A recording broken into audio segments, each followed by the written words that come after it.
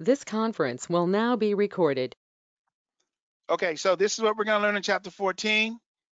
And this is, of course, this is the title of chapter 14. And then, of course, the subtopics in chapter 14.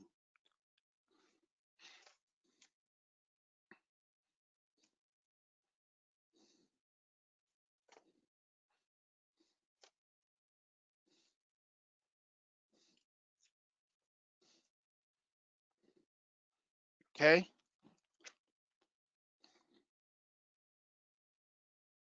All right, here's what business continuity is.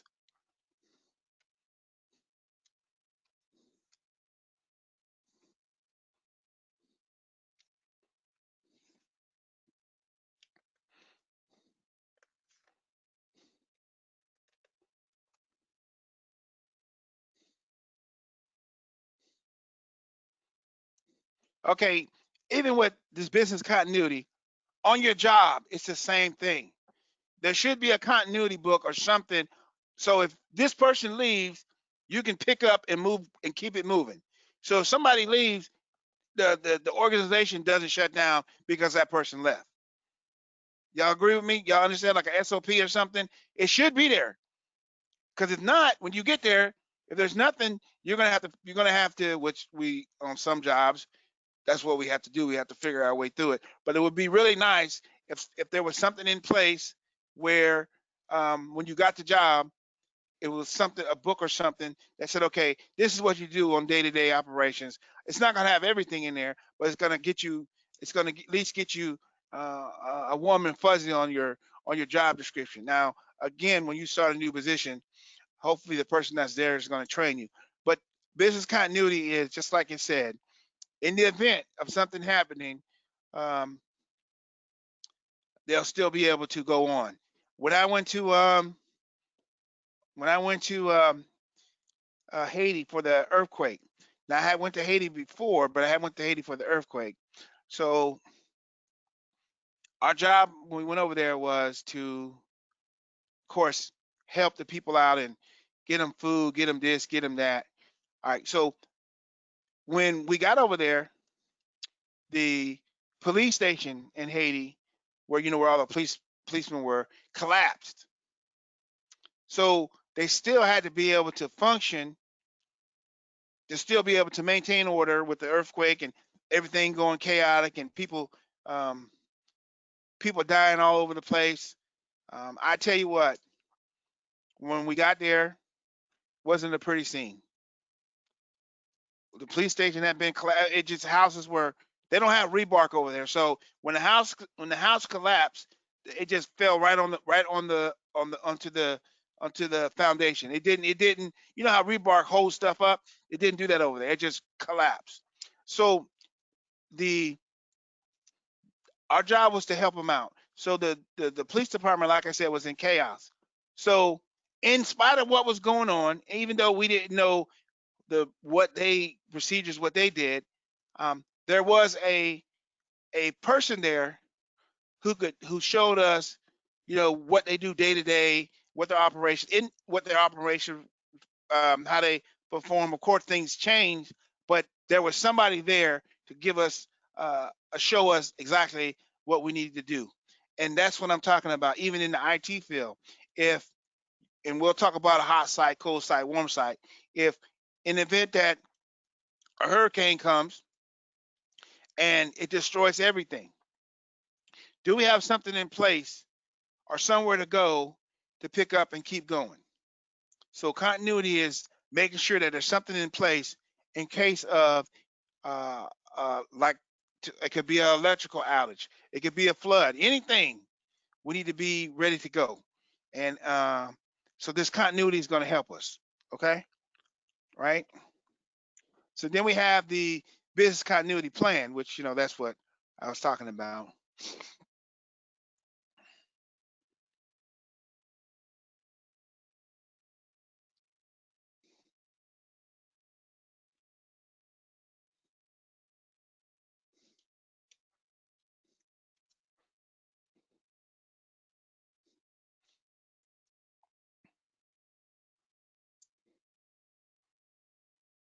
Okay, has anybody ever been on a planning committee to plan stuff?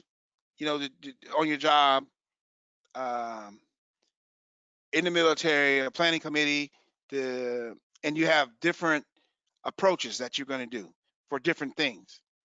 Okay, this is what a business continuity planning is.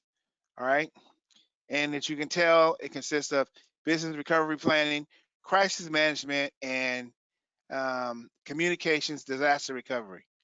Okay, in the event of a hurricane and all the lines go down or whatever, how are we going to communicate?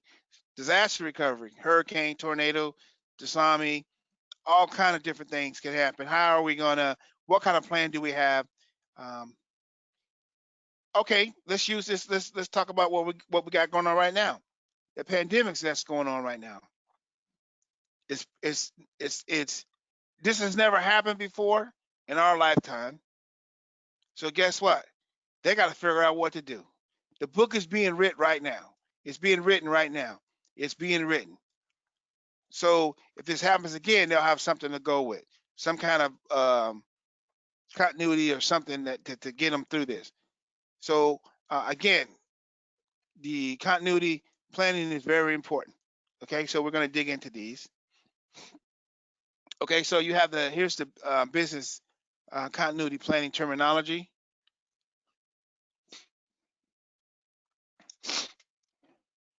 And this is on page 610.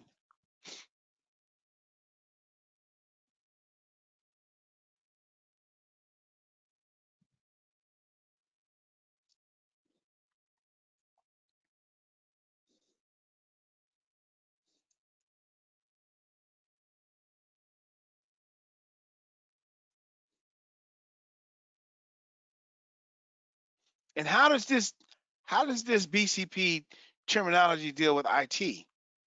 What's so significant about this business plan?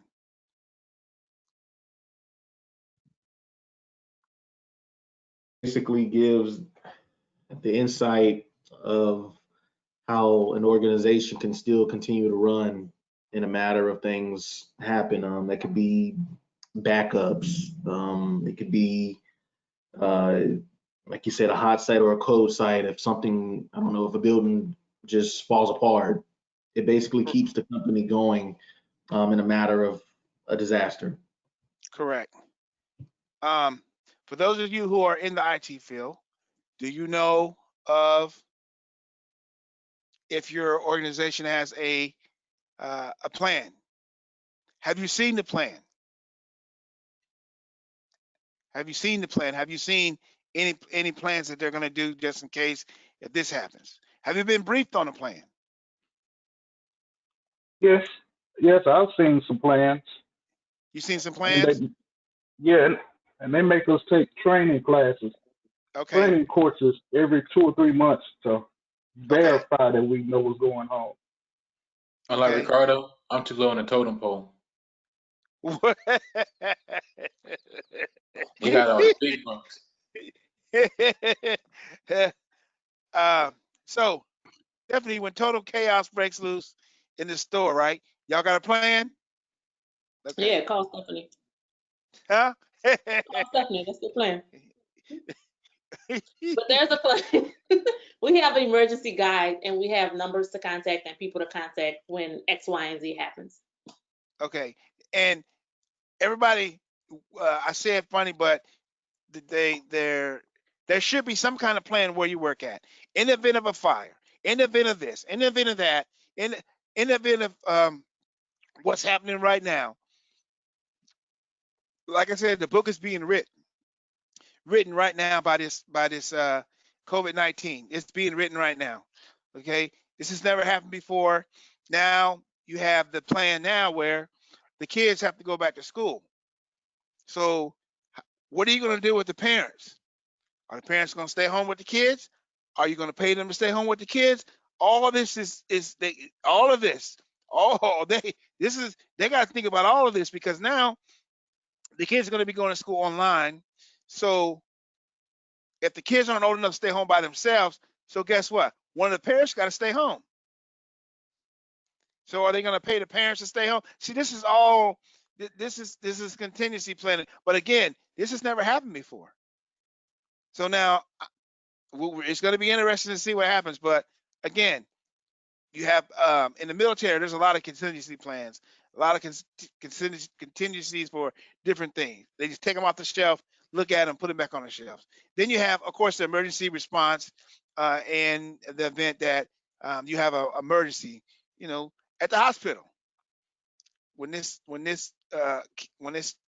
started kicking off in New York, when COVID first happened, New York was inundated with hundreds of people. And so they had to have an emergency response to get ready. They had to triage, you had to do all this stuff, right? You think they were prepared for that? They probably were, but not at that magnitude. But they did. Okay. Then, of course, disaster recovery. You guys know hurricane, uh, tsunami, all that stuff. So you got to have some kind of recovery plan to get the ball rolling again. Okay. All right. And here's the business impact analysis. This is what the impact it's going to have.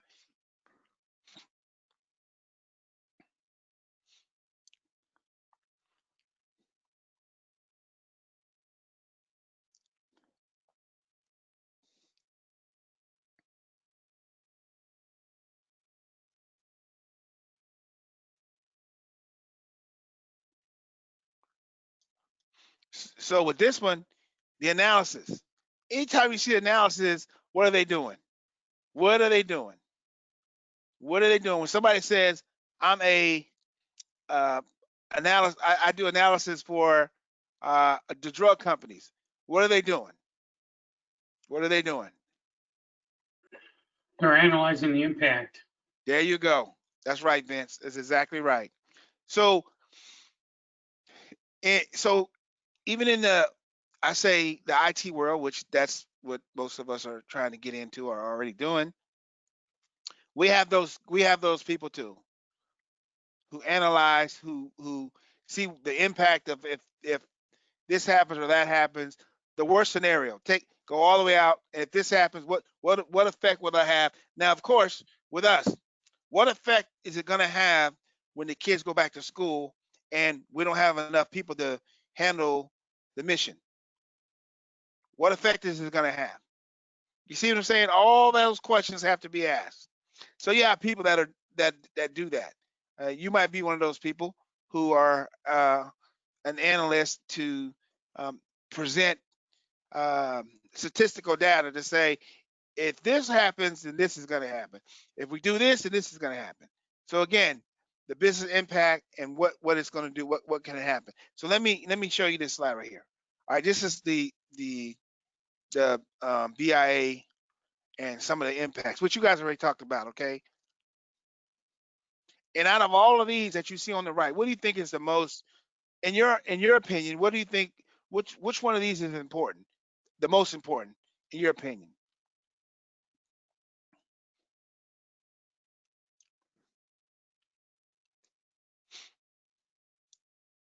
Single point of failure. Anybody else?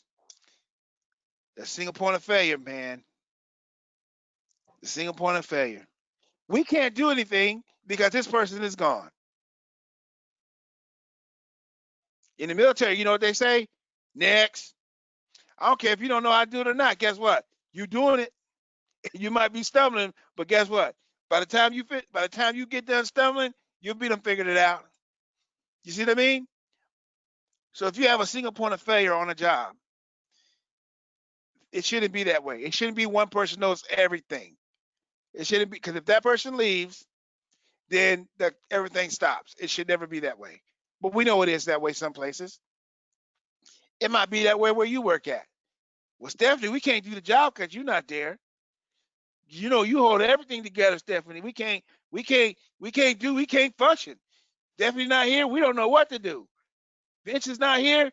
We can't, man. I don't know what we're gonna do. How we gonna do this or how we gonna do that? It shouldn't be that way. It should be where if somebody leaves or something happens, there is something in place that you guys can continue on. Okay, that the mission can continue on. All right. So let's go to the next one. So you got the disaster recovery plan. All right. I'll let you read that real quick. And we talked about it kind of.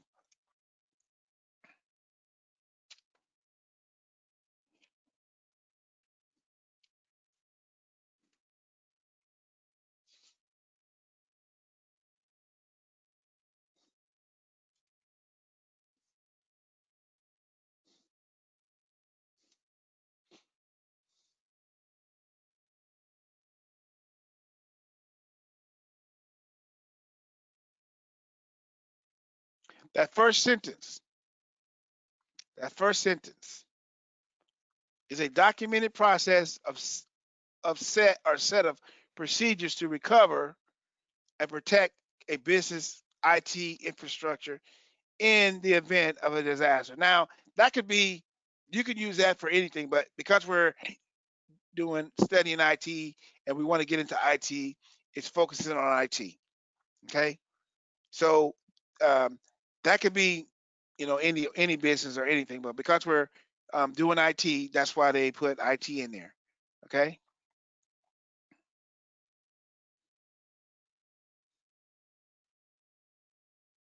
so this disaster recovery plan can be from all of these right here.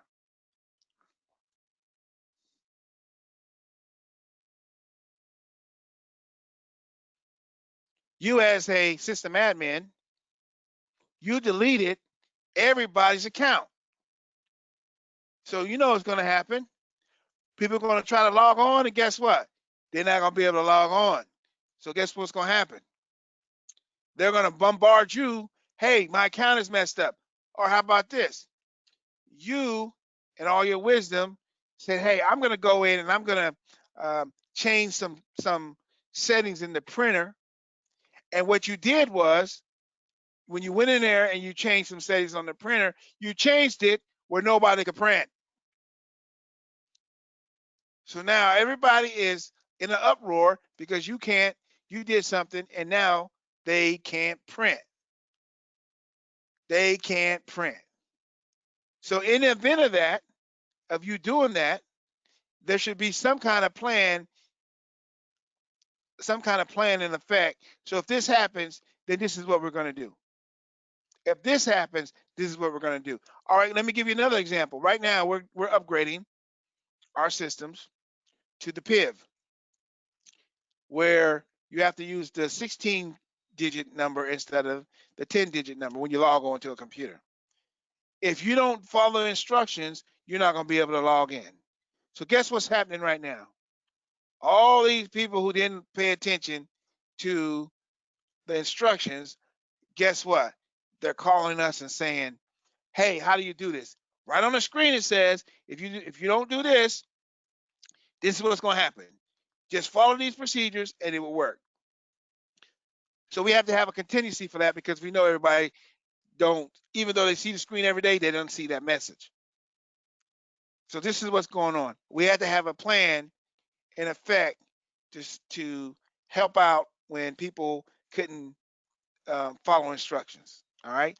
Server issues, when the servers go down, what are we going to do? Do we have redundancy? If this server goes down, do we have another server? Do we have a backup? Do we have this? Do we have that? All those questions have to be asked. If you're the IT or the IT infrastructure guy, the person that sets this all up, then you got to be thinking about all this. Okay? You got to be thinking about all this.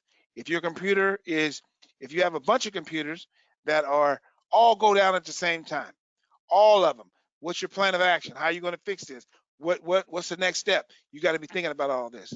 And as an IT person, this can happen to you where you're in charge of something and you got to get this up and running, and you find out that the software that you installed is corrupt. All 150 machines that you installed the software on is corrupt. So when they log on, it looks like they got a virus. So what are you going to do? You have to have a contingency plan for that. And hopefully you guys have your organization, whatever it is, has a contingency plan. All right. Here's the DRP testing.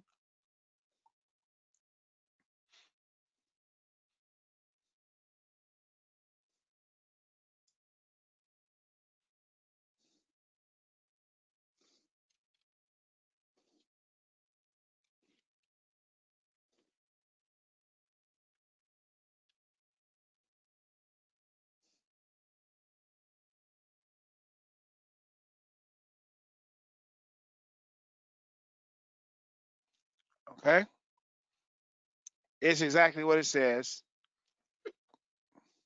It's the examination of each step. So if you have a plan, you got to at least test it to see if it works. Okay. Most of the time, we do a run through to see if it's going to work or not. Okay. It's just a dry run to see if it's going to work or not. Another way is, like I said, also it's a tabletop exercise and an after action review after you get done, and you can go over and say, okay, what can we do better? We should have did this, and you write it down and you implement it in your plan and you change it to say and that we can do better on this step. Okay, so then we have where we have where the people that are featured in these are just some people that are featured in the um, when you test it.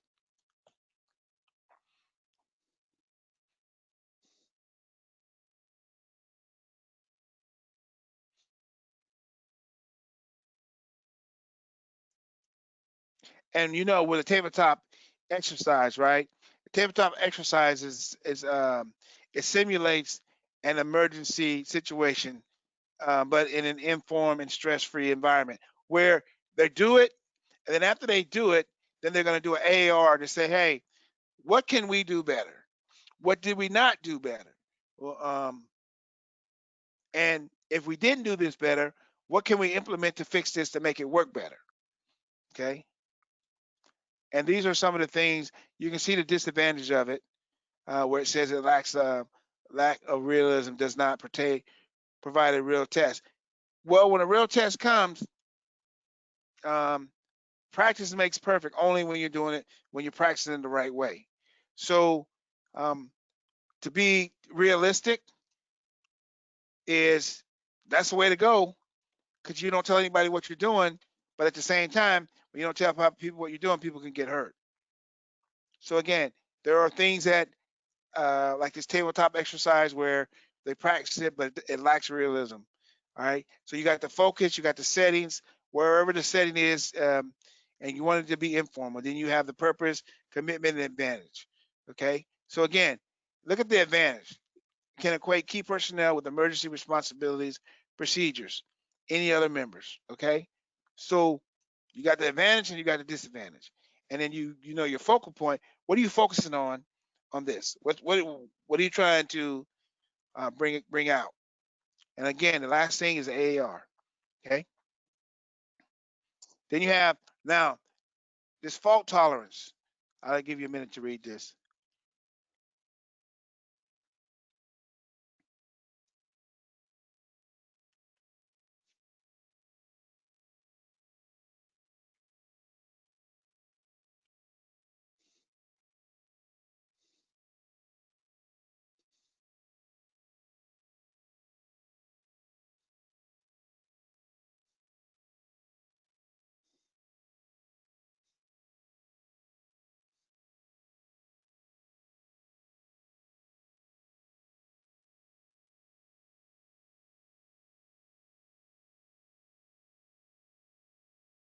And the first sentence says it's the way in which an operating system responds to a hardware or software failure. So you should have redundancy. So if something messes up, you can still go on with your mission. If something messes up, if a server goes down, there should be another server. You can switch to that server. If that server goes down, you should be able to switch to that server, and on and on and on and on. So fault tolerance is to make sure that you have redundancy.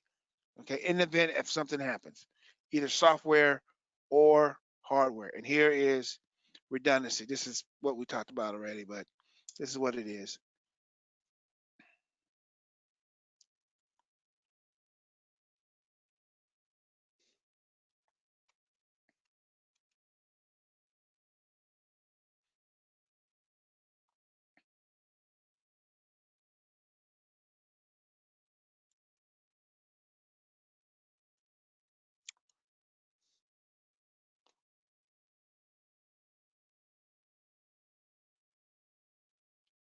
Now, these next things that we're going to cover, which start on page 616, um, where you have mean time to recover. All right. And like it says, it's the average amount of time it takes. So here is these ones that I put on here, the MTTR, MTTF, MTPB, and RPO. You have to know all of these. Okay. You have to know all of these.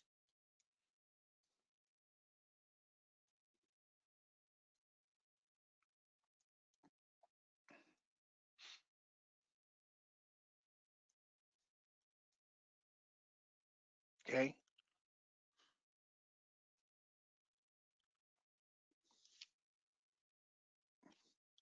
All right. Now I put on hopefully on some of these where I put mean time to you got mean time to repair, which is redundancy. So if you see anything that says MTTR or a question that talks about um, um, um, repairable items, then you're talking about redundancy, a failure of a component. If the server goes down, do we have something to another server to back up that server? So if the server goes down, we have tolerance in place, fault tolerance where the other one will pick up and we don't miss a beat. Then you have mean time to failure, the length of a time a device or other product is expected to last in the operation. How long will it take before it fails? How long will it take before it fails? Okay. Then you have the mean time between failures, reference to the average amount of time that a device, storage, or product functions before failing.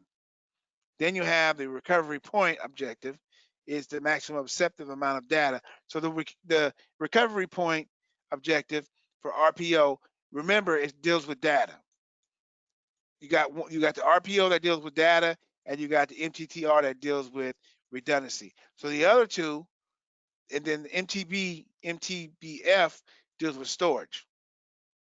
So the way to remember these, the best way to remember these is I try to put some things in there where you can remember these, like for MTTR's redundancy, MTBF talks about storage, and RPO talks about data. And then if you got the other three, then the fourth one should be no problem. Okay, but means time to failure. How long will it take before this product is expected to last in the operation? How long can we use this? All right. How long will it take to repair this one? Okay. It's mean time to repair. How long will it take to repair this? So if you look at these and you look at them, you they should stick out at you as far as how to remember these. Now the best way, like I said, to do these is read over them, and then use examples. Because if you look at it, it tells you mean time to repair. How long is it going to take? Mean time to failure. How long is it going to take for it to fail? Mean time to MTBF, which is the storage. Um, this is between failures. All right. And you got the storage, and then you have the recovery point. So again, just find a way to remember these. All right. You have to know these. You will see these again. Put them, all of these. So make sure you put a asterisk by them because you will see them again. All right. My favorite, RAID. RAID. RAID.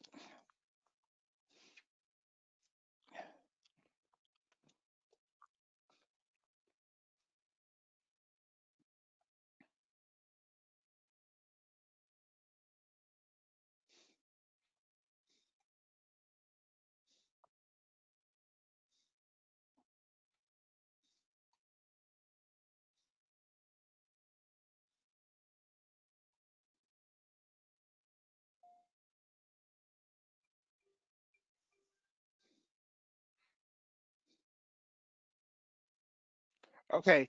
What does RAID stand for?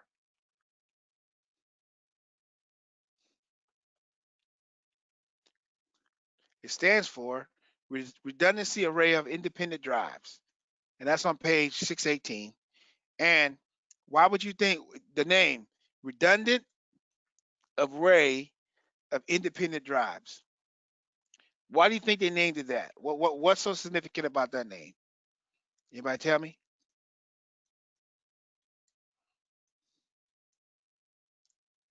Because when you have RAID, you have redundancy. If one goes down, you have another one to back it up. Okay. Now, what I want you to look at too is you have RAID level 0. You see the advantages of RAID level 0 is the simple design, easy to implement. Then you have RAID level 1, which is the simplest RAID to implement. The other one says design easy to implement. The other one says simplest RAID to implement. So there's a difference. And it says no fault tolerance. And number 1 says can slow down system if RAID controlling software is used instead of hardware. Okay. Then you have these.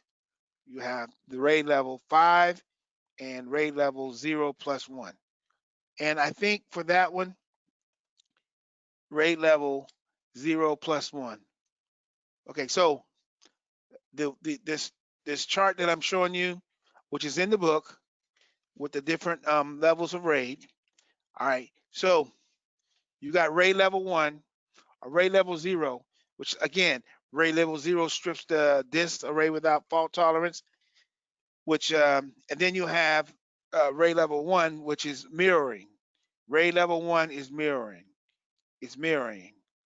Can't say it the right way. It's mirroring. All right.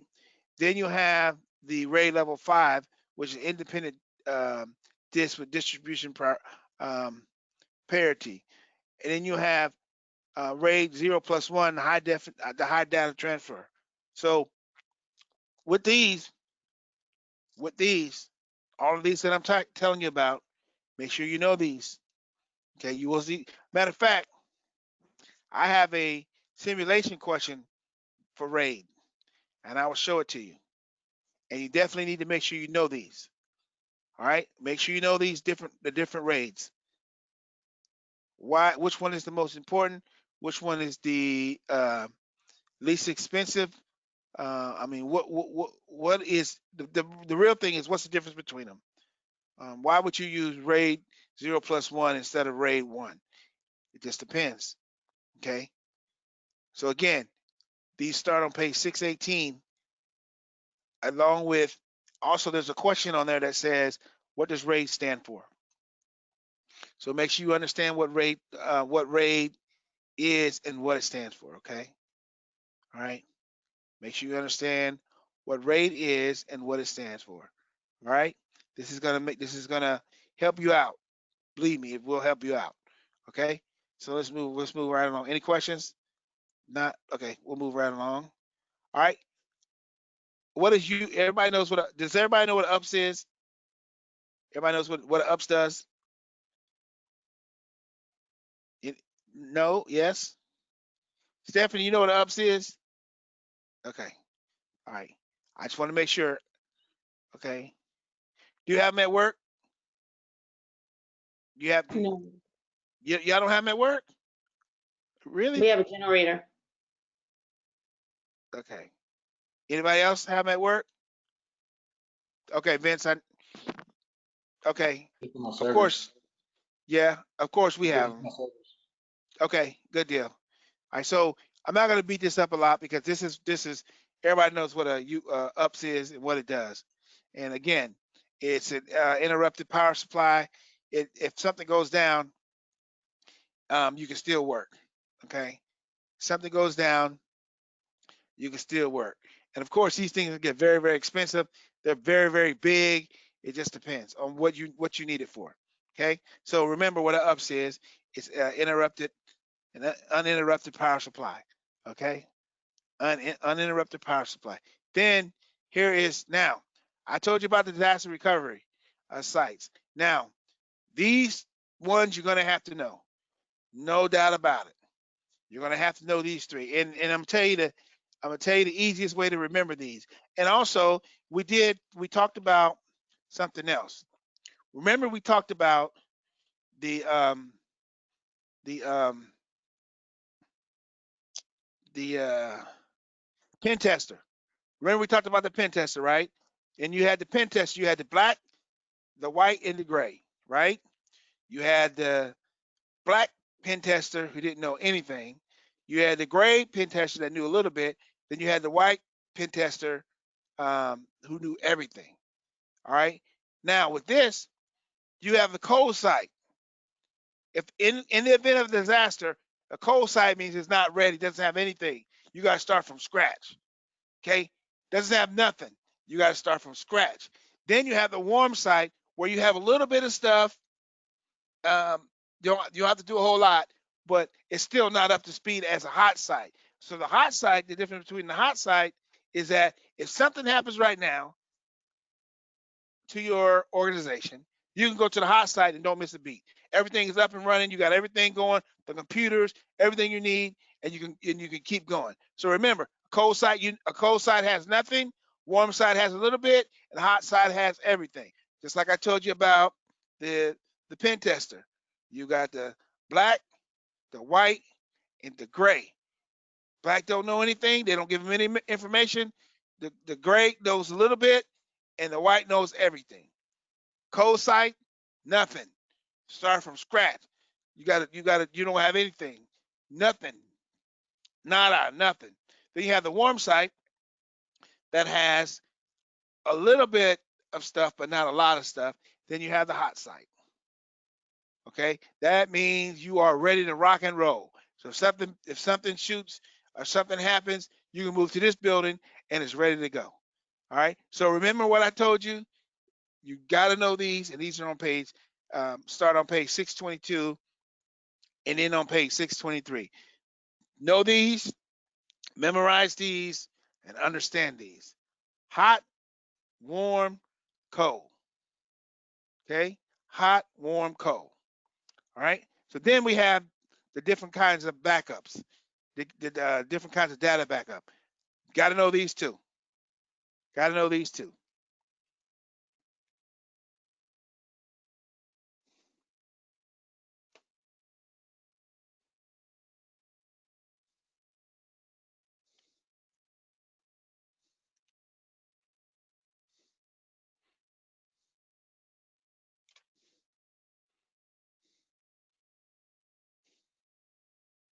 Okay? Now, you see here, when you back up something, a full backup, you back up everything. Everything. Like you back up your stuff on your hard drive, full backup, I'm backing everything up. Okay. Then you have a differential backup. This backs up any data that has changed since the last backup. So if anything has changed since you backed up something, then you do a differential backup. All right. So anything changed since the last backup, then that's called a differential backup. Then you have an incremental backup. This is when any data that has changed since the last full backup. So since you did a full backup, then if you might only need to do a certain amount. So this is what incremental. Just think of incremental as when you do something in increments. Think of it like that, okay? Everybody got me? Think of it like that. So you have the full backup, the differential backup, and the incremental backup, okay? And the incremental backup, all right?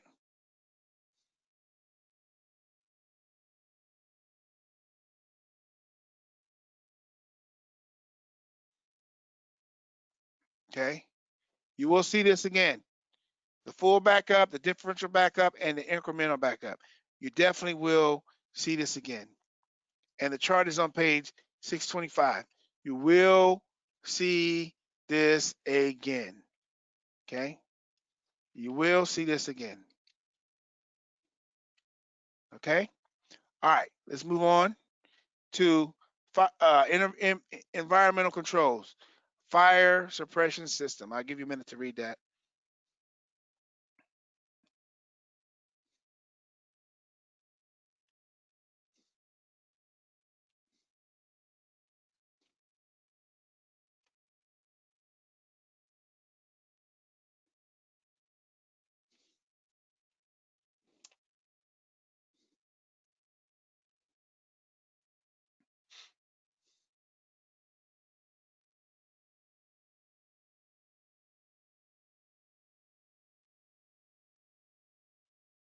Now you want to make sure with this fire suppression system, you're using the right kind of chemicals, right? If you have a something goes wrong in the server room, you don't want to use water, do you? You don't want to use that. You want to use something else.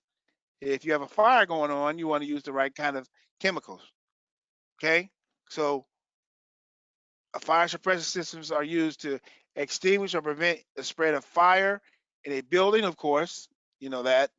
And then suppression system uses a combination of dry chemicals and our wet agents to suppress equipment fires. So if we have a equipment fire, depending on what it is, we're not going to use water. If we're dealing with servers and stuff, we're going to use chemicals. Okay, the to extinguish it. All right, now, and knowing what the fire suppression system does, you have to understand too what the different kinds of classes of fire extinguishers there are, and then that way you'll know which one to use in the event that you have whatever. It could be a grease fire, a regular fire, electrical fire, oil fire, whatever. You'll know which fire extinguisher to use in your homes. You should, if not, you should have a fire extinguisher in your home. We have one at work. So if you have a grease fire, you should have a fire extinguisher that will put out the grease. So if you have a fire in the house, you're not going to try to use no water, are you? To turn off a grease fire, you're going to use the right one. Okay. So with that being said, you're going to need to know these.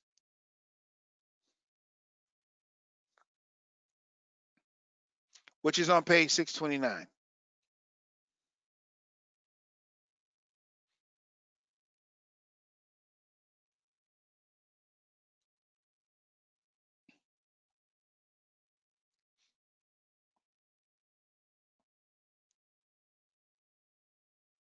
Okay. And as you can tell, you have fire types and the different kind of classes. And the classes represent the fire extinguisher that you're going to use. And on the fire extinguisher, it tells you which one to use for whatever whatever fire type it is. Okay. All right. So you can see a class K fires are fires in cooking oil and grease. You got the D, you got the C, you got the B, and you have the A. Okay. All right. This is on page 629. All right. So EMI and EMP. EMI and EMP. I'll let you read it.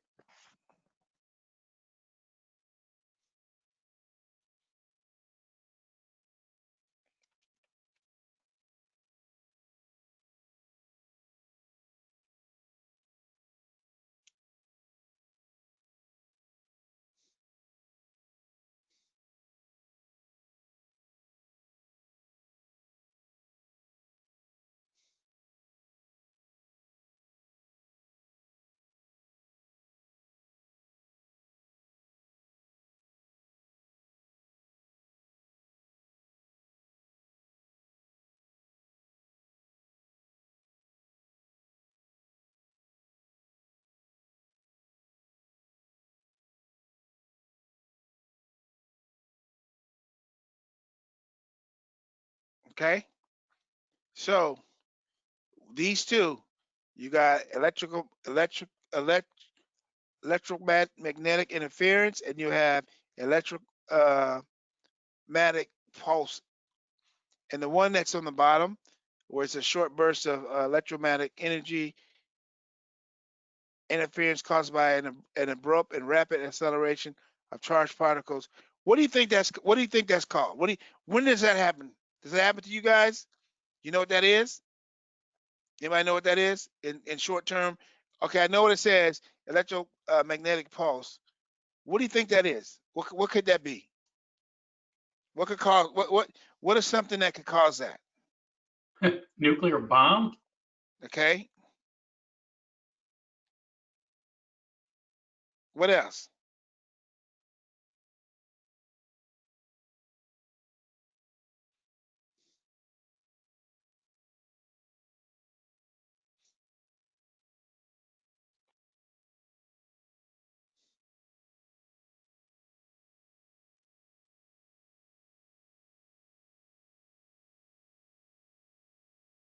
Okay, so it says a such as a pulse origin may be a natural occurrence or a man-made and can occur as radiated electric or magnetic fields or a conducted electric charge on depending on the source.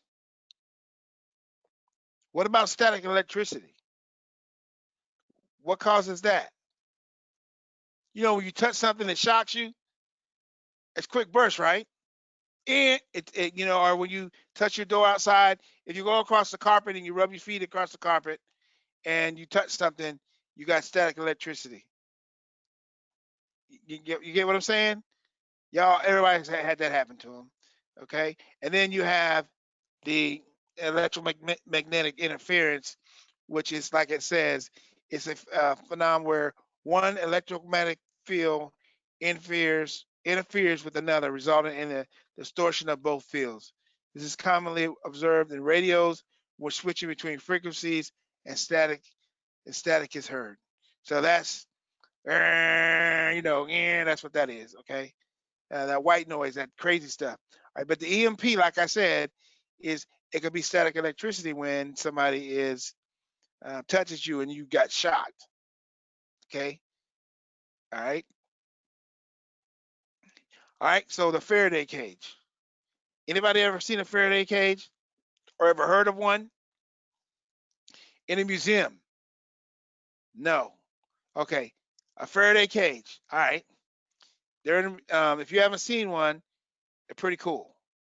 All right, and what this definition says is exactly what it does. Okay. All right. It's exactly what it does. All right.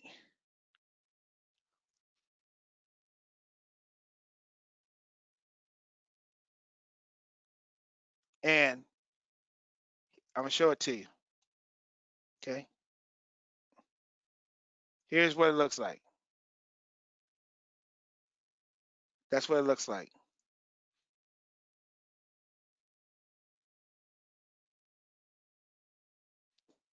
If you go to, those museums that have Ripley's Believe It or Not, and then they have them in there. Then you have just regular museums. Some of them have, like at the scientific, I think the one in DC um, has one. But you can see these things, and if you go to a person that's working in the lab, depending on what kind of lab it is, you might see one of these. Okay. All right. I just want to give you an example. So um, everything that we just talked about, got everything. I kid you not. Got to know it. Okay. Got to know it. All right. So now we're going to talk about something else and why this is important. All right. And I'm going to see if any of you have seen this before.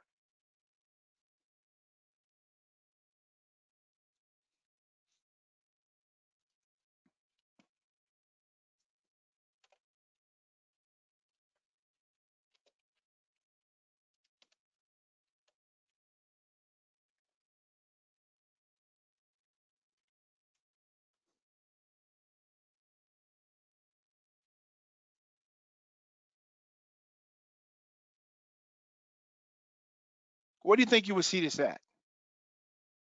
This right here. Server room. There you go. Right, Vince. Exactly. Exactly right. You'll see this in the server room. Okay, the floor will be lifted up the ground and air goes through it so it can flow so nothing gets hot. They have to have the right coming in, the right going out, and they don't want the room they do not want the room to sweat. It's got to be the right temperature all the time. You don't want it to be sweating. You know how you go someplace and the windows are sweating? You don't want that in the server room. Okay, it has to be the right temperature. All right. So here's what uh, this is actually what when I was in USASOC, this is exactly what it looked like. It was off the floor. All right, and then under the floor you have the air going in, air going out, and of course the server racks and everything. So that way, it won't. You got the right amount of air coming in and the right amount of air going out. and it doesn't sweat. You don't want it to sweat. And I forgot what the temperature is supposed to be. I used to know that, but I don't know what it is now. But it has to stay at a certain temperature. It cannot go above that temperature because it'll start sweating, and you don't want that. Okay. All right. I just wanted to show you that. All right. So that's what a server room looks like. Now let's talk about this. HVAC. Everybody knows what HVAC is. Who doesn't have an HVAC? You have an HVAC in your house, right? You have one in your house? Okay. What you need to know about an HVAC is what HVAC stands for. Okay. As far as knowing it on the exam, you're gonna have to know it. But when you see what an HVAC is, if you know what it's heat, ventilation, and air conditioning, the answer is right in the question, in the title. Everybody understand that? So you don't have to really memorize it. It's right there in the title. Right there in the title for you. Okay. Right there in the title. All right. So let's move on, and I'm gonna show you this. All right. This is how an HVAC system looks. I just want to show you a picture of one, and how you see the server room, how the air is flowing through there. You got the over on the left hand side, you see the computers. You see how the AC is coming in there. You have the vents, and then you have the ducts running through there, so the air is coming through. All that stuff is part of it. If you had, I don't care how much, if you had the HVAC system, it wouldn't work without the vents. Um, it'll work, but it'll just blow right there and there. It wouldn't blow no place else because nothing's going to push the air forward. All right. So again, with the server room, it's going to be a floor off the ground, pretty much where the air can go underneath it and flow through it, flow in and flow out. All right. So again, it's just wanted to give you a picture of what it might look like or what it looks like. Okay. So then we have the I incident response plan. Okay. And this right here is, when you think about it, it's pretty. I'll let you read it.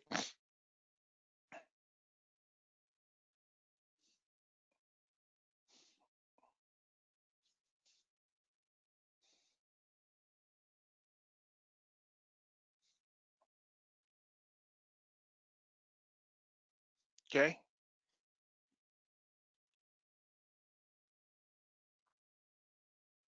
And with the IR plans, you definitely want to know these 6 steps. Okay. You definitely want to know what these 6 steps are. All right. And they're on page. They're on a slide on page 634. And I'll give you a minute to look at it.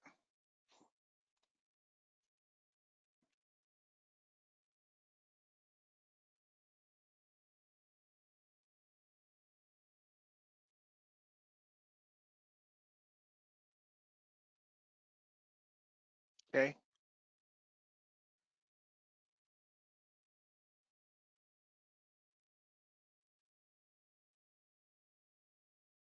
All right. You see the last one down there. Lessons learned.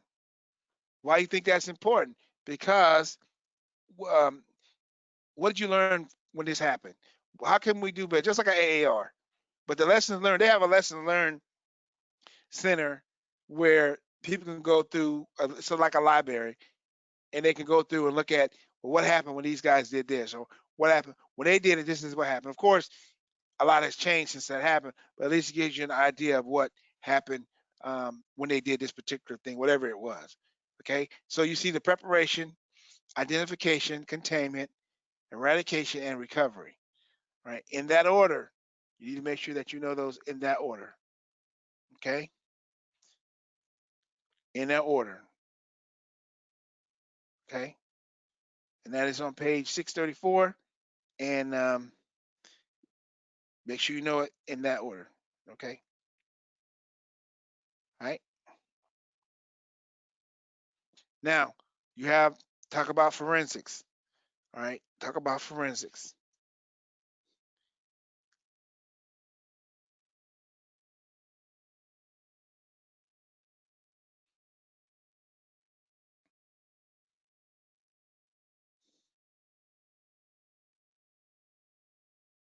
And these are the things that you're going to have to be concerned with forensics.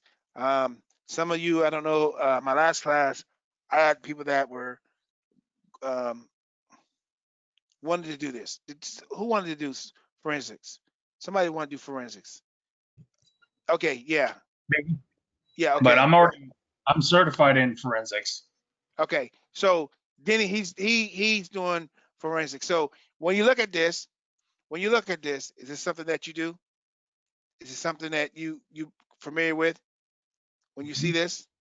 Okay, Mm-hmm. so he is familiar with doing these, and this stuff is very important, very very important, and you need to make sure you do it the way they tell you to do it. Okay, that chain of custody. Let me give you guys an example of chain of custody. Just one quick example. All right. So the one that's funny is, like I said, is when you're in the military and you have to do the urinalysis. It's funny, but they have to watch you use the bathroom. They literally have to stand there, and if you have to do a pookadook where you have to pee and poop, they have to watch you while you're doing it. All right. Then on top of that, after you get done, you got to wipe it out and give them the thing. Or no, you hold it. You don't give it to them. You hold it up, and they walk behind you. So after they walk behind you, then you go to the table, put it down in the little thing, and the guy verifies this is you. Put the little thing across it and tape it. Now, if anything, that's a very simple thing. But if anything is broke within that little thing that we did, it's in void.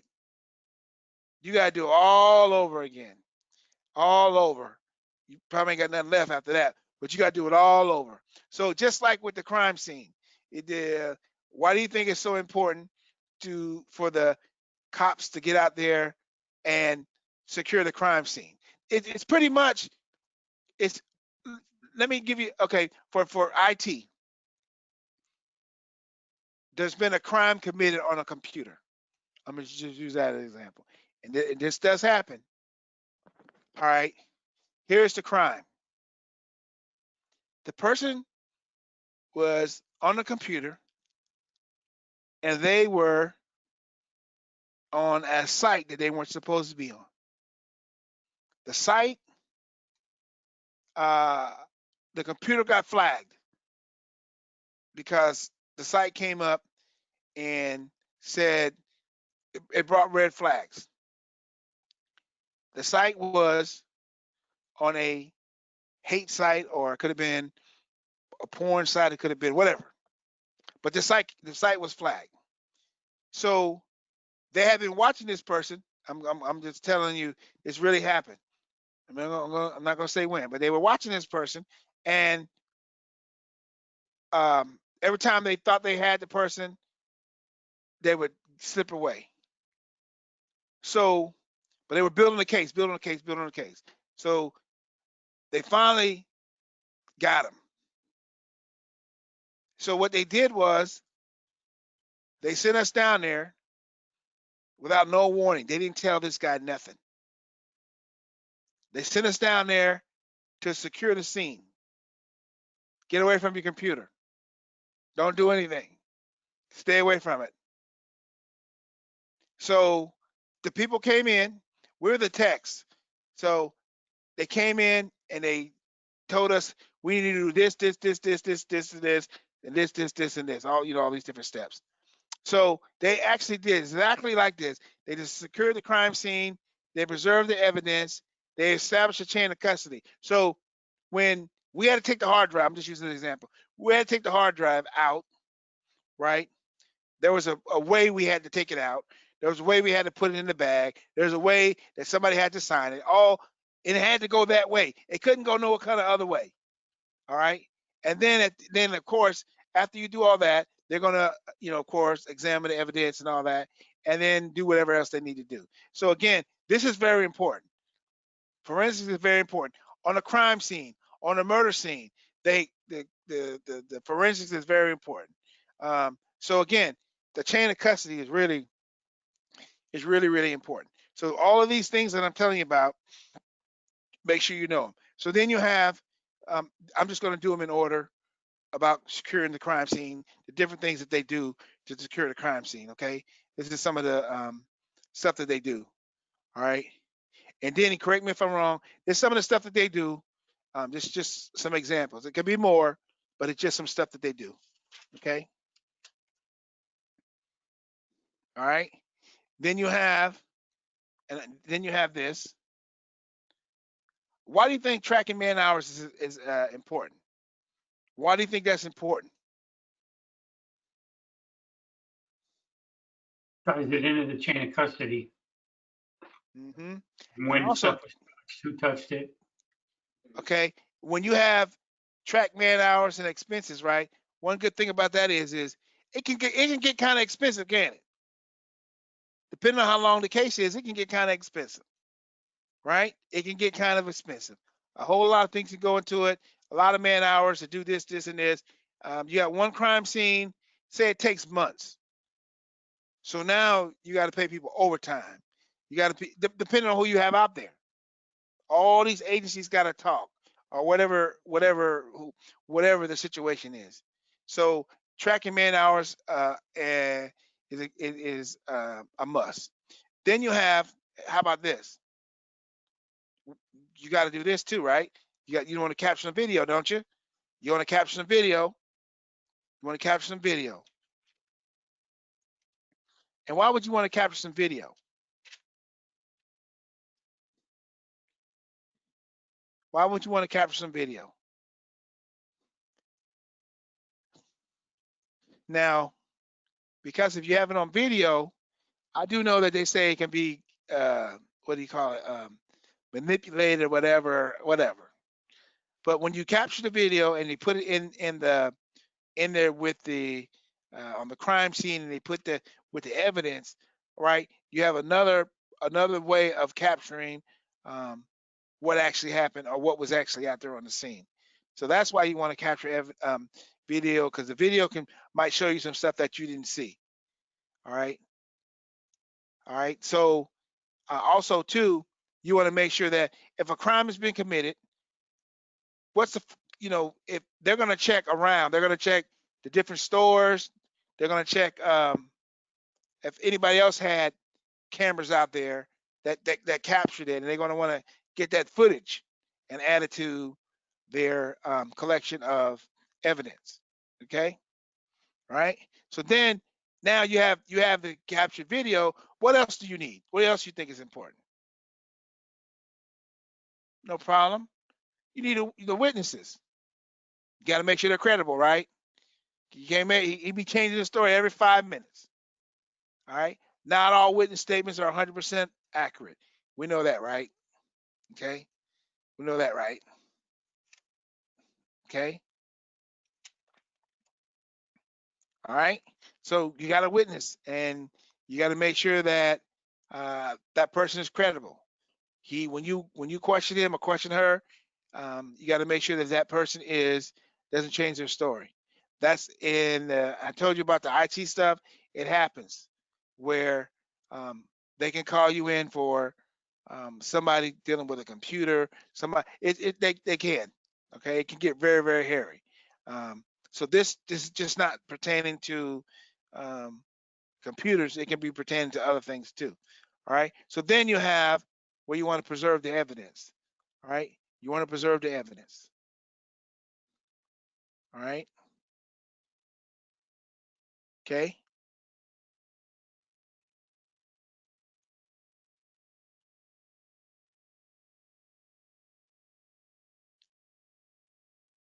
You want to just make sure that the evidence is preserved, and make sure that if you have it, if it's something that will deteriorate over time, you want to keep it in a place where it stops the deterioration, and for a while or whatever. Um, you want to make sure that whatever evidence you have it in the right location, and it is set aside. Okay, we took that drive out. We did everything we had to do, and then CID took it. Okay, all right. Then you have this. Why is a legal hold is important? Because there might be some circumstances where legal might need to get involved. Okay.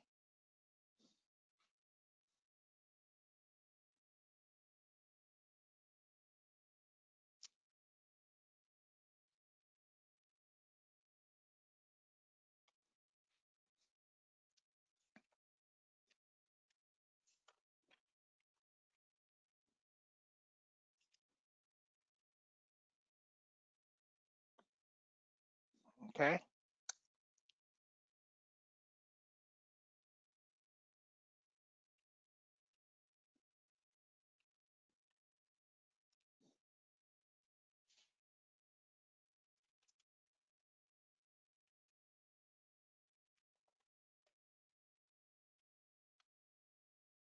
All right. Okay. So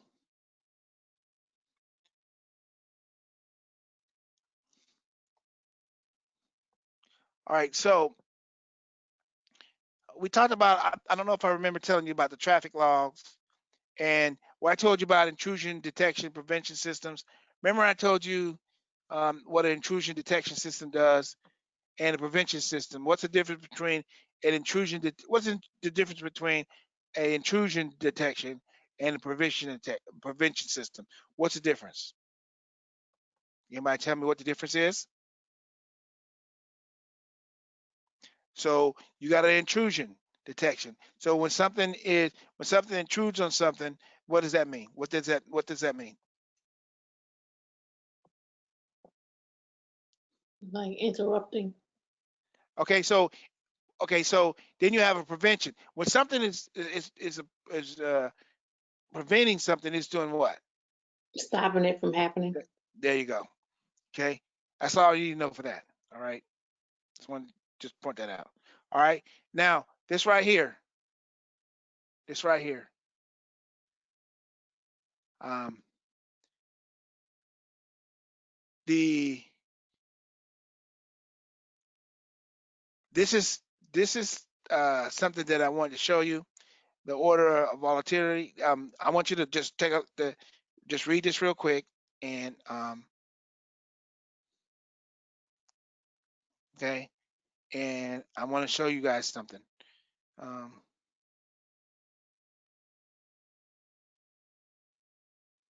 all right, okay, everybody read it? All right, so I'm gonna show you something. All right, captured a system image. Everybody knows how to capture an image on a computer. You know how to do that? Screenshot.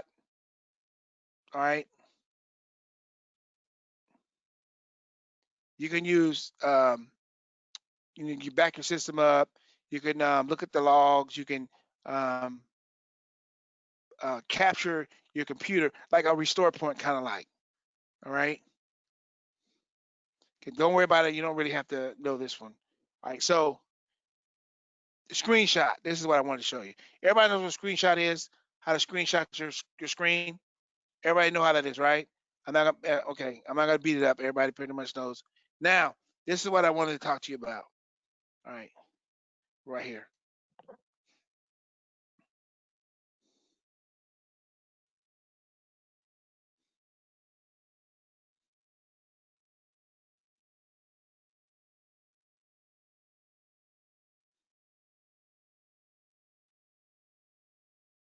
This was supposed to be with gathering forensics. Okay, I wanted I know the slide got out of order, but I wanted to show you from which is the most important to the least important when it comes to dealing with computer stuff. The most important thing on the scene is you start from the CPU registry, the router table, ARP cache, the kernel memory, temporary file system, the disk, the remote login, and monitoring data. Okay. All right. I wanted to show you this. I wanted to show you so you don't start out with you start out with the registries first, and then when you're dealing with the computers and stuff. Okay. I wanted to show this to you.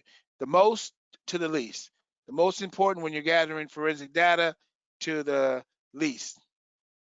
Okay. All right. The only thing I would add to that, Go ahead. when it deals with volatility, is that you can only capture it when it's live. So Good if deal. the system or the server has been shut down, you Uh-huh. lose all that information. So when you're capturing the information, you Uh-huh. have to make sure it's live. Okay.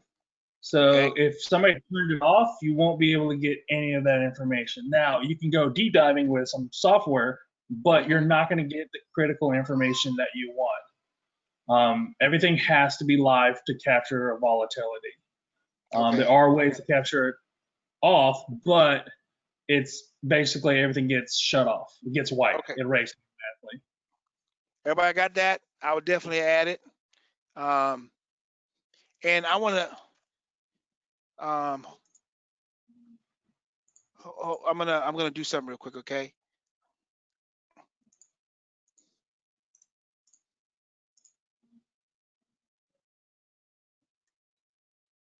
Okay. The other slides that were on there, you don't need to see those. You already saw them. I don't know why I didn't hide them, but I just really want you to see that last slide that I showed you. Okay, the one with volunteer, that one, the most to the front to the last. I wanted you to see that. Okay, so with that being said, we're gonna take a break so we can. It's what time y'all got? 7:46. 7:46. So let's come back at 5 after 8. Okay, and then we'll finish up chapter 15, and then we'll talk about some other stuff. All right, everybody good with that? Hey, thank you, Denny, for that explanation. All right, everybody good? So we'll come back at 5 after 8 and continue and finish this up. Stephanie, you okay over there? I'm all right. You good? Everybody else good? Okay, so we'll come back and finish up chapter 15. Then there's some stuff I need to put out to you guys. Okay. All right. See you at 5 after. All right.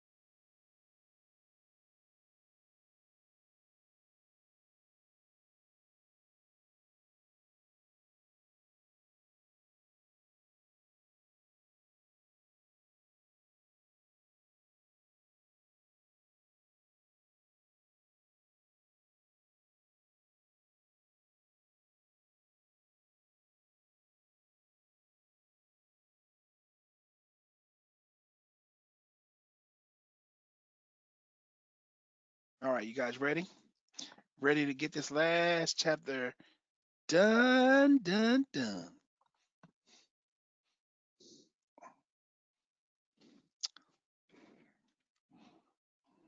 Mhm.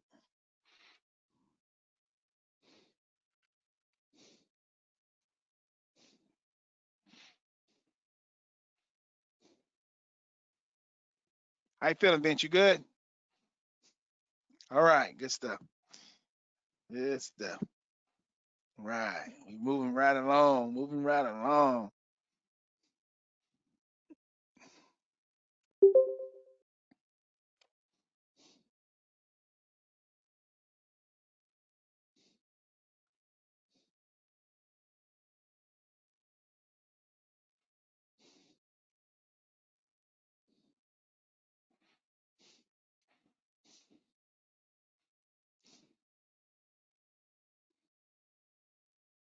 All right, so I'm gonna continue on, and we're gonna go ahead and get this review, chapter 14, and this is what we learned in chapter 14.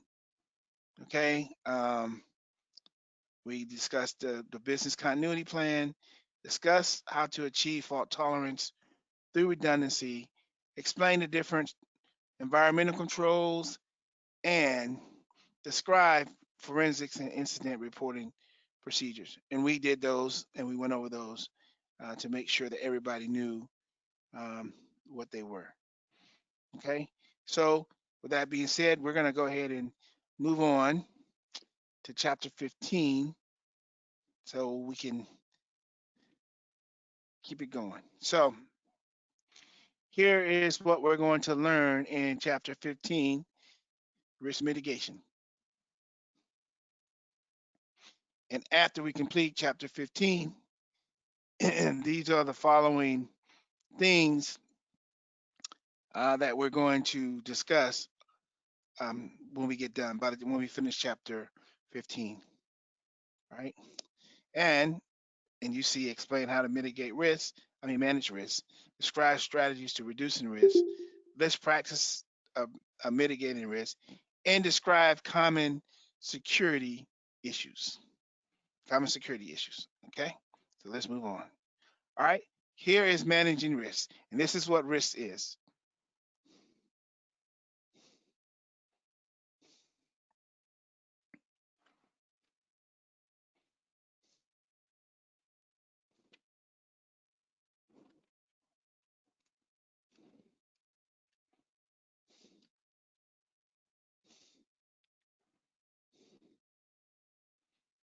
Okay, that is this is under managing risk. Risk is a probability that a person will be harmed or experience an adverse health effect if exposed to a hazard. So what kind of risk we got going right now that can happen? What is it? It's on the news. Every channel you turn to, it's a risk. Exposing to a hazard. There you go. Okay. And that hazard could be anything that's considered hazard. Okay. All right. So now we're going to dig a little bit deeper about the different assessment types. All right. So we know we talked about risk, and this is um, exactly what we talked about earlier, but this is just another definition, bring it home a little bit. The likelihood of loss or damage and its consequences, the cost, the likelihood of damage. Then you have the threat, refers to the source of motivation of people and things that could cause loss or damage. And then, of course, our favorite term, vulnerability. Vulnerability refers to a specific flaw or weakness that could exploit or overcome a security system. If we find a vulnerability, We're going to exploit it, and we're going to let all our friends know that this is how we can get in this building, how we can get past security. If we do these things, we can get past security. So the vulnerability, we found the vulnerability, now we can get in it. It's just like if you have a dog in a fence, and the fence is, you know, you have your fence up, and there's more than one dog. Let's say more than one dog, and one of the dogs starts digging. So he digs a tunnel under his fence, and he gets out. The rest of those dogs more than likely are going to follow because they say, "Oh, he can get out. I'm going to get out too." So they found the vulnerability. The first dog exploited it, and the rest of them followed along. Okay. So again, risk is the likelihood of something happening. A threat refers to somebody that's motivated to cause loss or damage to somebody or something. All right. So we can think about this in the IT field where you have a hacker whose whole goal is to cause loss or damage to the organization, the banking organization, the hospital, whatever their goal is to disrupt or cause damage or cause loss of money, it's a threat. And of course, we talked about the vulnerability. All right. So now we're going to talk about the threat assessment. Here is a threat assessment, and this is what it is.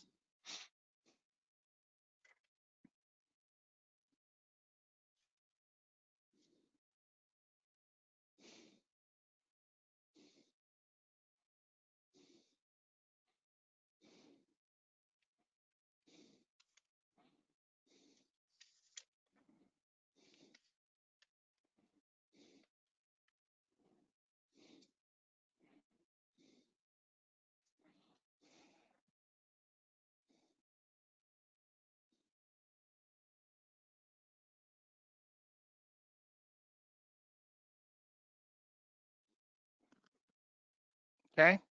And then we look at the three broad categories of a threat, um, of threats, and they are environmental, man-made, internal threats, and external. Here they go right here. Here are, and you need to know these. You need to know these.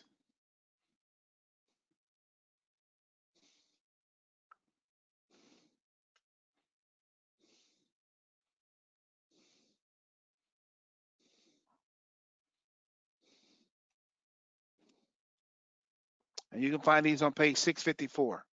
654. Make sure you put a asterisk by it because you're gonna need to know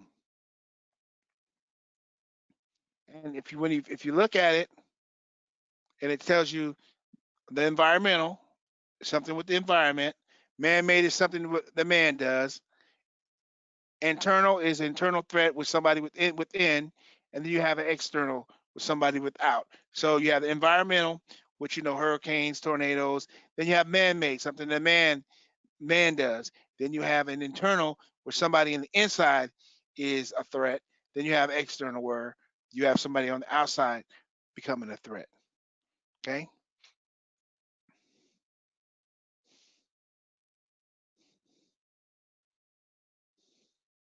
Then you can divide them even further into this.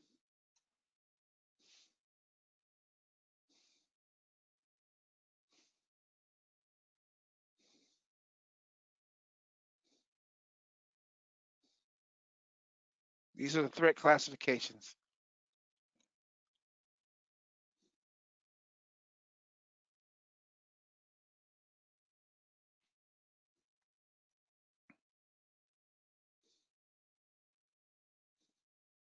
And these are just, you know, these are just, they're like other threat um, classifications. Okay. And this is on page 654.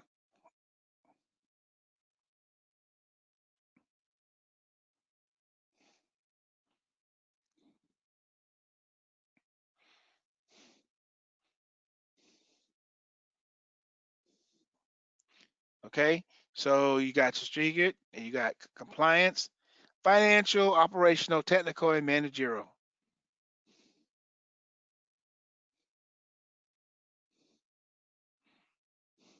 Highlight these. Okay. All right.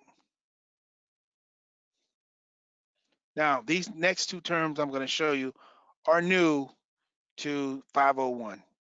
When I say new, since 501 has been out, they weren't in 401, but these two terms are in 501.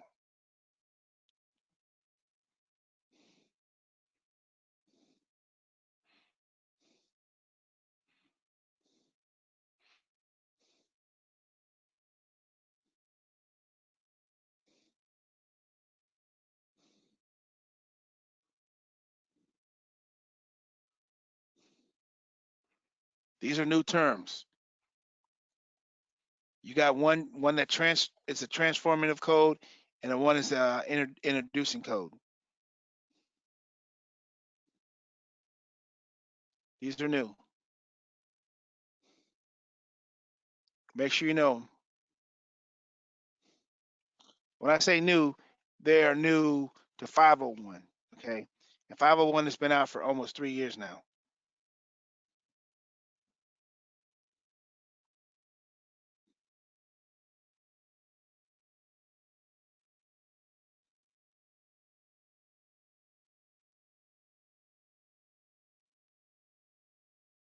Okay,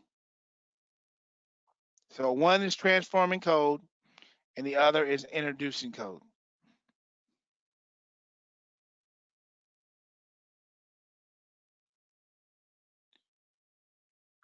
So you see where it says to disguise a malicious driver that has previously been detected.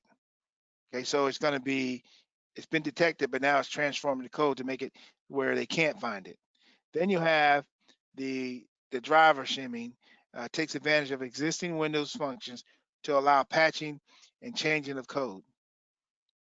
Okay, so that's where you can go in, and some things won't let you change the code, but this will let you change the code.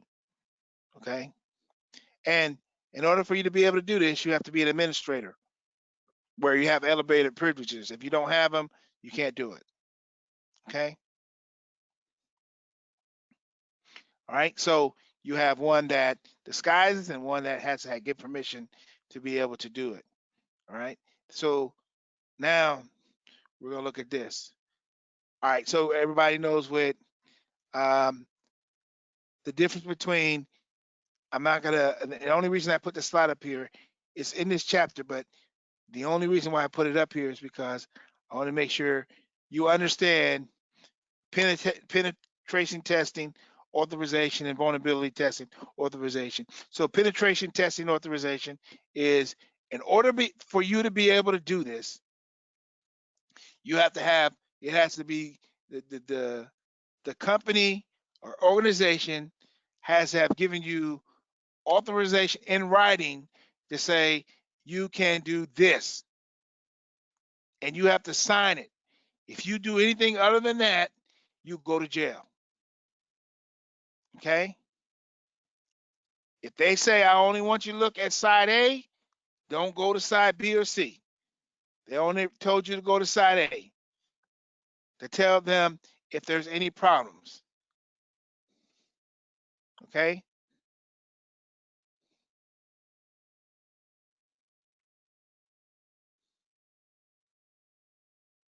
And the same thing with vulnerability testing authorization, you still have to get permission. So what I want you to get out of this is you have to have permission to do these things. If you don't have permission to do them and you get caught, you're going to jail. Okay? So if you're, most of the time, people that are penetration testers, they're getting paid to do what they do. Unless they're just practicing at home or something, but they're going to get paid to do what they're doing. They're not going to do anything outside of the rim of them getting paid. Okay? So again, penetration testing, authorization, who gave you authorization to do this? Where's your paperwork? Where's your proof that you said that we could do this? Where is it? And if somebody tells you to do it, you make sure you got proof that you are able to do it. Okay, time, date, who you talked to, what was talked about, what you can and what you cannot do. Same thing with vulnerability testing. Okay. Then we have change management. All right, we talked about change management before, but I want to let you know again to reiterate about change management and what it actually talks about and what it actually means.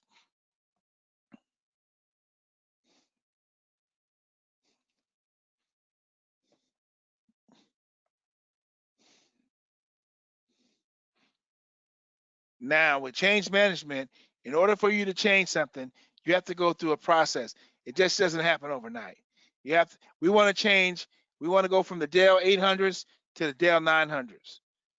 You just can't make that decision, especially when it's dealing across the board, unless it's your company or whatever. But in the military, you have a change management uh, board, and they go through all this stuff and make sure. And then when you change something, they're going to track it, have proof that you changed it, right? So somebody has to keep track of those changes.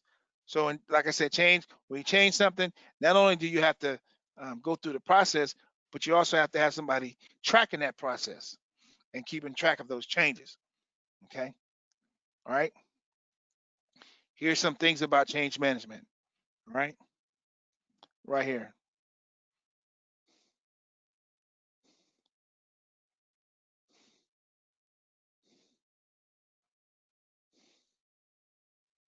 That's at CAB board, change advisory board.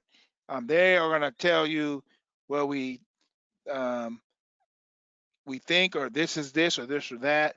Okay. So with the change of advisory board, they are there for a reason, to make sure that you are doing the right thing. All right. And then you have the request for change. That's paperwork. Why are we changing this? And somebody has to give you approval. You know, it has to go all the way up the ladder, and then it has to all the way come back down and say it's been approved. Okay, then you have classifying change, reactive, proactive. Okay, are we doing this like trying to get it done right away, or do we think about this before we did it? And what are the risks involved in classifying change? What are the risks involved in classifying change? Um, where where are we reactive to something? Are we proactive, or again, what is the risk?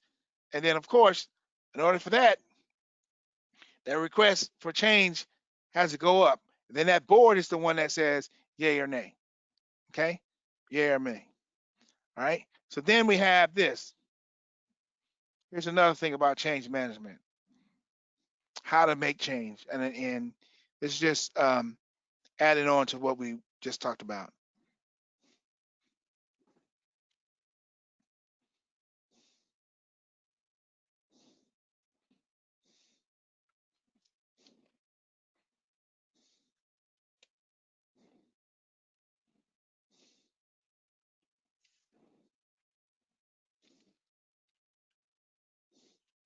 Okay. Here's some things about change management: how to manage change. One of the most common risks, often overlooked or ignored. Um, as you see, the most common risk in the enterprise occurs frequently, often overlooked or ignored, have clear policies, sometimes extremely difficult to implement. And that could be because timing, the timing of this change is not appropriate right now. Or then it might be some red tape, it could be anything. All right. Okay. So then um, with change management, of course, like I said, um, it just doesn't happen overnight. There's a process involved, and you have to follow certain steps. Okay. And take note that sometimes it's extremely difficult to implement. Sometimes it's hard to change a corporate culture. And think of it like this: when you change something, you're going to have people bucking against the system. Why are we doing this? We always did it this way. How come we're changing? Here's a favorite saying: it ain't broke, so let's not fix it. But the company's looking at, if we don't fix it and we have a real crisis, then we're going to be in trouble. So let's go ahead and put the proper paperwork in now, and then go through the system. So we'll be ready. And we're letting you know a year out that we're making these changes. Okay? With you, without you, we're going to make the changes. Okay? All right? So then you have incident management. Incident management. This is what this is.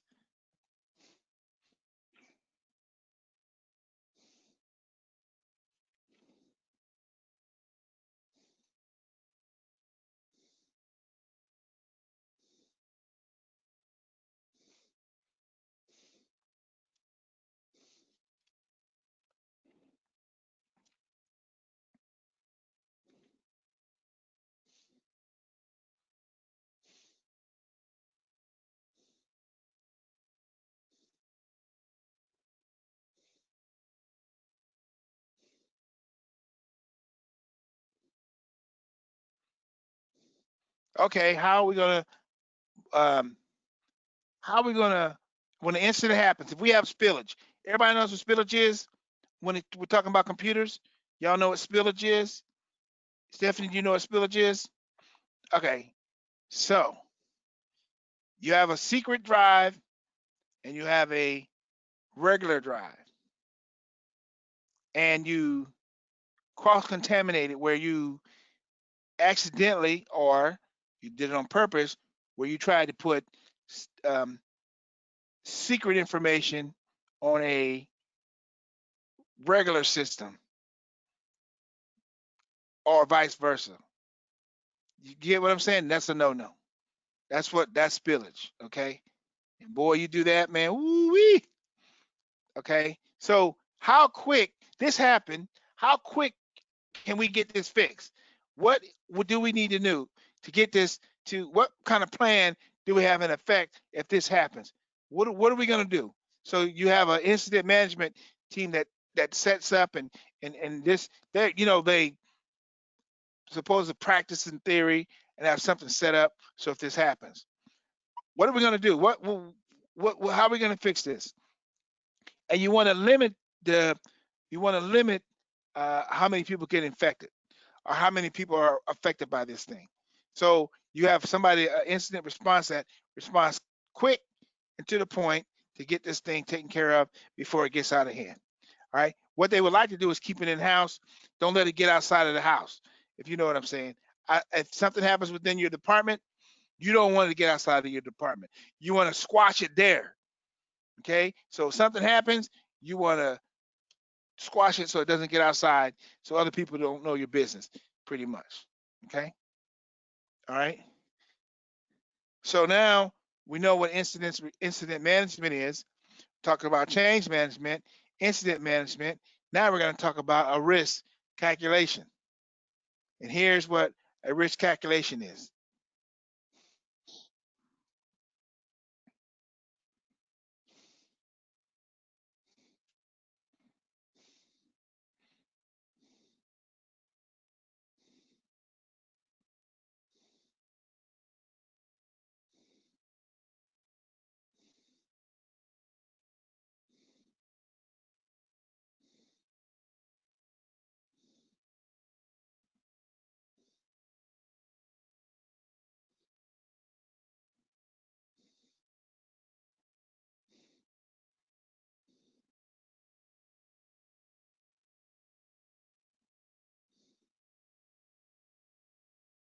Okay.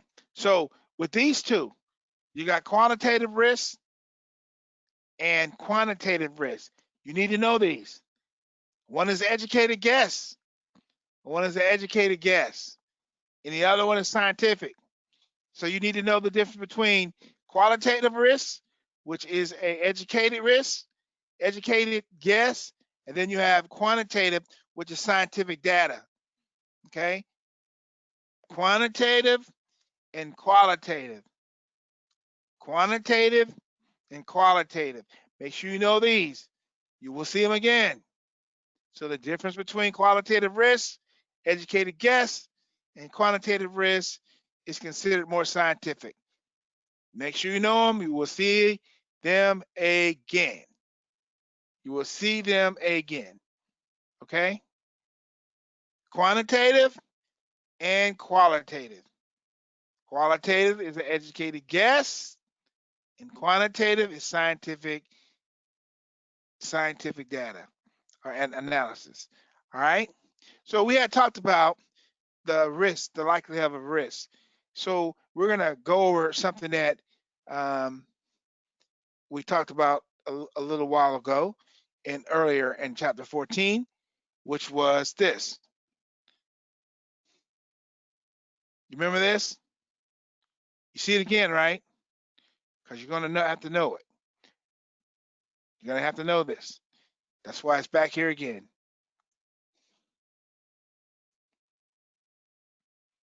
Okay? That's why it's back here again.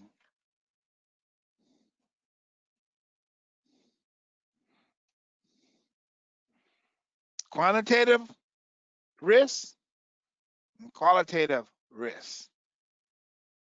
Qualitative risk, educated guess.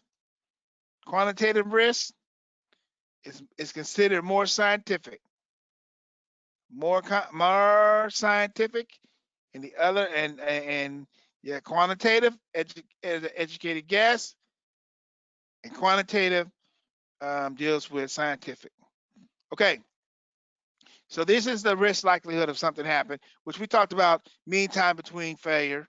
Okay, mean time to recovery, mean time to failure, and failure in time. All right, make sure you know these, and I told you already. Make sure you know these and the difference between them. Okay, mean time to recover. The average time that a device will take to recover from any failure. Mean time between failures is a measure of how reliable a hardware product or component is. For most components, the measure is typically in thousands of even 10,000s of hours between failures. How long can we run this thing before it fails? How long can we run this thing before it fails? How long will it take for mean time to recovery if something fails? How long will it take for us to recover from this? Then you have mean time to failure. It's the length of time a device or other products is expected to last. How long will this last? One is how long, what is the length? One is the length, and one is the average time. So mean time is the length of time, and mean time to recovery is the time. So you have mean time to recovery is the average time, and then you have mean time to failure is the length of time. So you see how you can get those mixed up? Make sure you know the difference between those, because you will get it mixed up if you don't know the definition. Then you have failure in time, which is reports the number of expected failures per 1 billion hours of operating. Now this stuff a lot of times is done in the motor pool. Don't get me wrong, it's done with printers and different things like that and computers, but in the Army, military, they use this in the motor pool a lot. How long this vehicle gonna last and all this, because equipment is not non-expendable like people are in the government. All right. Now, not only do you have to know this, but you also have to know this. Annual rate of occurrence. Annual rate of occurrence.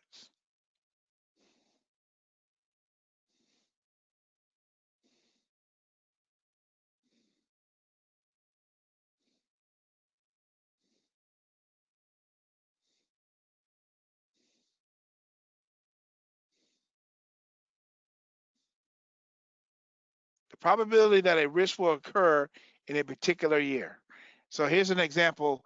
For example, if insurance data suggests that a serious fire is likely to occur once in 25 years, then the annualized rate of occurrence is 1 over 25 equals 0.04. You're going to see this again.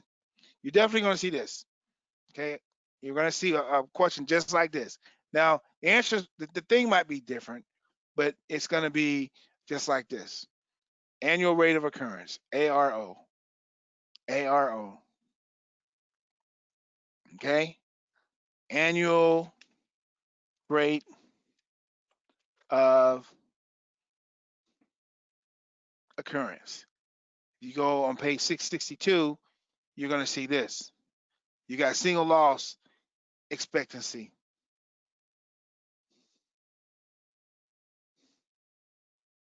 And this is how you come up with the answer for this. Now, I'm going to just tell you this. You might have only one of these on the test, or maybe two. They probably one. If you miss this question, or if you get stuck on this question, go answer the rest of them and come back to this one. All right? Okay? You have to know how to, it's just math, that's all. Okay? If they ask you for single loss expectancy, you have to know how do you get that answer? How do you come up with the single loss expectancy? And it's mathematically expressed. So you got single loss expectancy equals asset value times exposure factor, EF.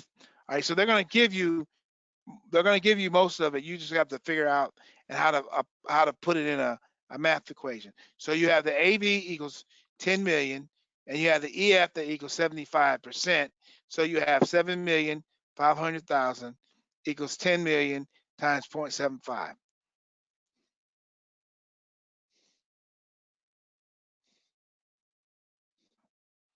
Okay.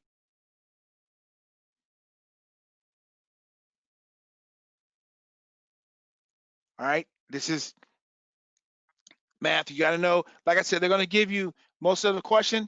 You just have to know how to put it in a problem, how to figure it out, how to read math. Okay. All right. Then you have this one, SLE. Now you have ALE.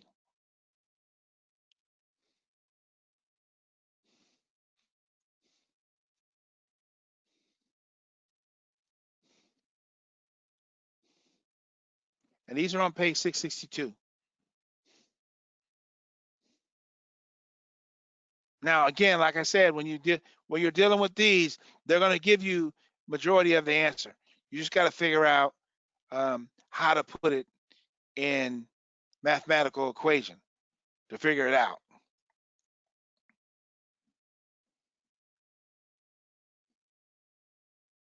Okay, and this is on page 662.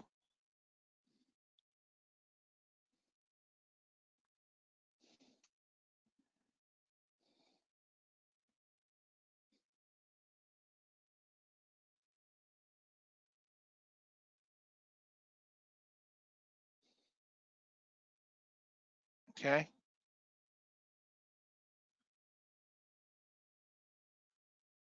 All right. So let's move on. We're going to talk about a risk register now. A risk register. Okay.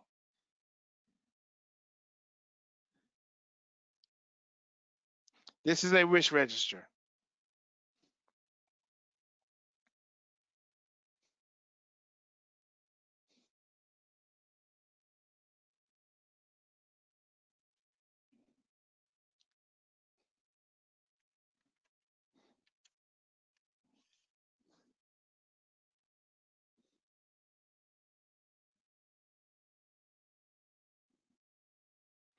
Okay. And with this, with the risk register, right, it's kind of like a matrix. And what you're doing is you're listing it's a list of potential threats and associated risks. These are sometimes rated both before and after controls have been implemented. So here's an example of one. And you see on the left hand side, you got severity, catastrophic, critical, marginal, or negotiable. Okay. Then you have categories 1, 2, 3, 4, frequencies, likelihood, occasional, seldom, and unlikely. And you have to figure out which one fits in your what you're trying to do. Okay. Now, what you're going to see on this is when you look at the risk assessment, they're going to tell you, give you something, and you're going to have to like go down this column and go down this column. Wherever they meet at, that's going to be the answer. It's going to be medium high or medium low. That's how you have to figure it out. Okay. All right.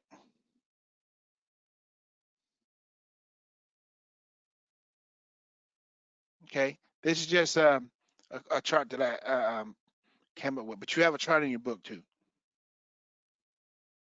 All right. Now we're going to talk about security control types. Security control types and why they are important. And why do we need security control types? And what is the reason for security control types? All right. Here it is.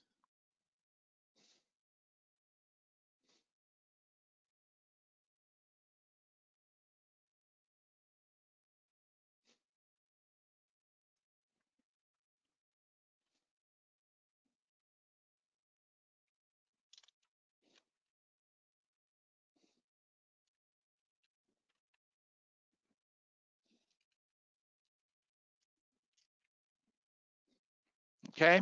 Now, each one of these, of course, there's more than just, there's more than just 3 of these. All right. So, as you can tell, you see what has security controls, administrative. Remember we had a question where I showed you guys when we were reviewing on the test, and I said the difference between security controls, administrative controls, and technical controls. Remember you had to um, pick one and put it where it belonged. Y'all remember that? Okay, this is why. This is what this is. All right, this is why this is important. This is why you have to know which one is security controls, administrative. And if you really think about it, you administrative is dealing with some kind of policy or something. Uh, Technical, when you think about technical, um, or when you think about security, exposure to danger. Okay, when you think about technical, you're thinking about it consists of security controls carried out to manage by devices. So you have something in place that's going to monitor what's going on. Okay, so here's the rest of it. Then you have deterrence controls, preventive controls, physical controls, detective controls, and compensating controls. You see all these different controls, all right?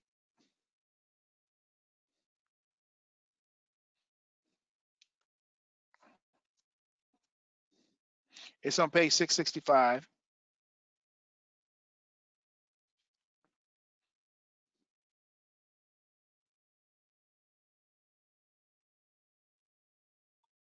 The ones you want to be concerned with really are the security controls, the administrative controls, and the technical controls. Okay, right? Okay,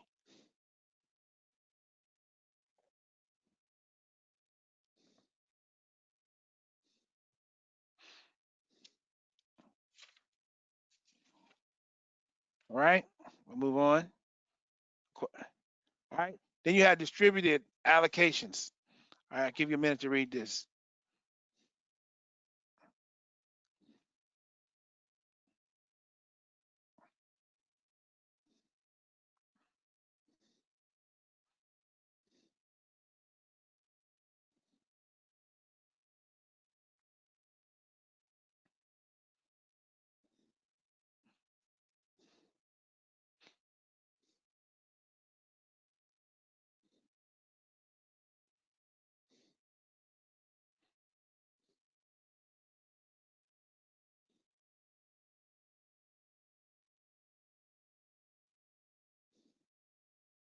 All right. So when you look at this, when you when you look at this, you look at pretty easy. Transference, you make a third party responsible for it. When you say risk avoidance, you're not going to involve or identify the risk making decision. You're not going to engage in it. You're just going to avoid it altogether. Then you have risk mitigation. It's an attempt to address the risk by making it less serious. So you're going to try to mitigate the risk to make it less serious. So you got transference where you have a third party that's responsible for the risk. Insurance companies, okay?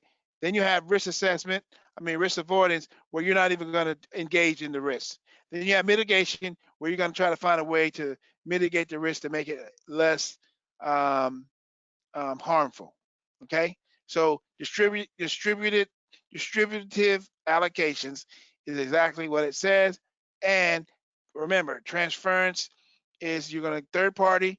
Risk avoidance is where you're not even going to worry about it, and then mitigation is where you're going to try to minimize the risk. Right? Then you have okay, automation. Does everybody know what automation is? I'll give you a chance to read it.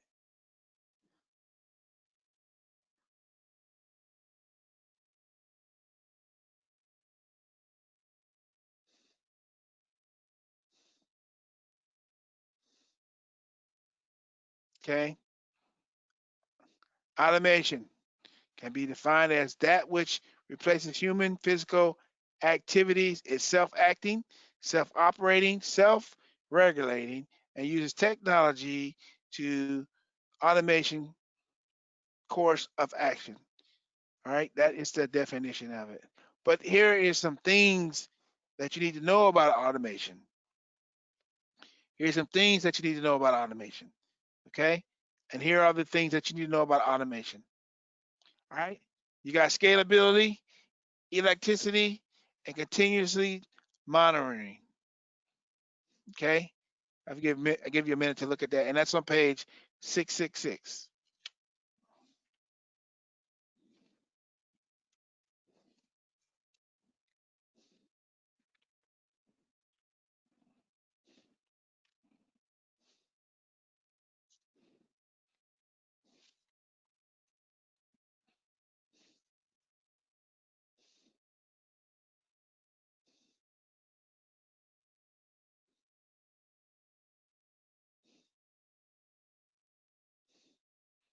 Okay, so you see scalability. It's the ability, to grow and manage the increased demand. When the demand increases, it can increase. When demand increases, it grows and it increases. Then you have electricity where it can stretch, expand, and come back. Stretch and then come back. Stretch and then come back. It can go out of form and it can come back. Then you have continuous monitoring where you are always looking at this thing, always you're constantly looking at it. You're always looking at what's going on.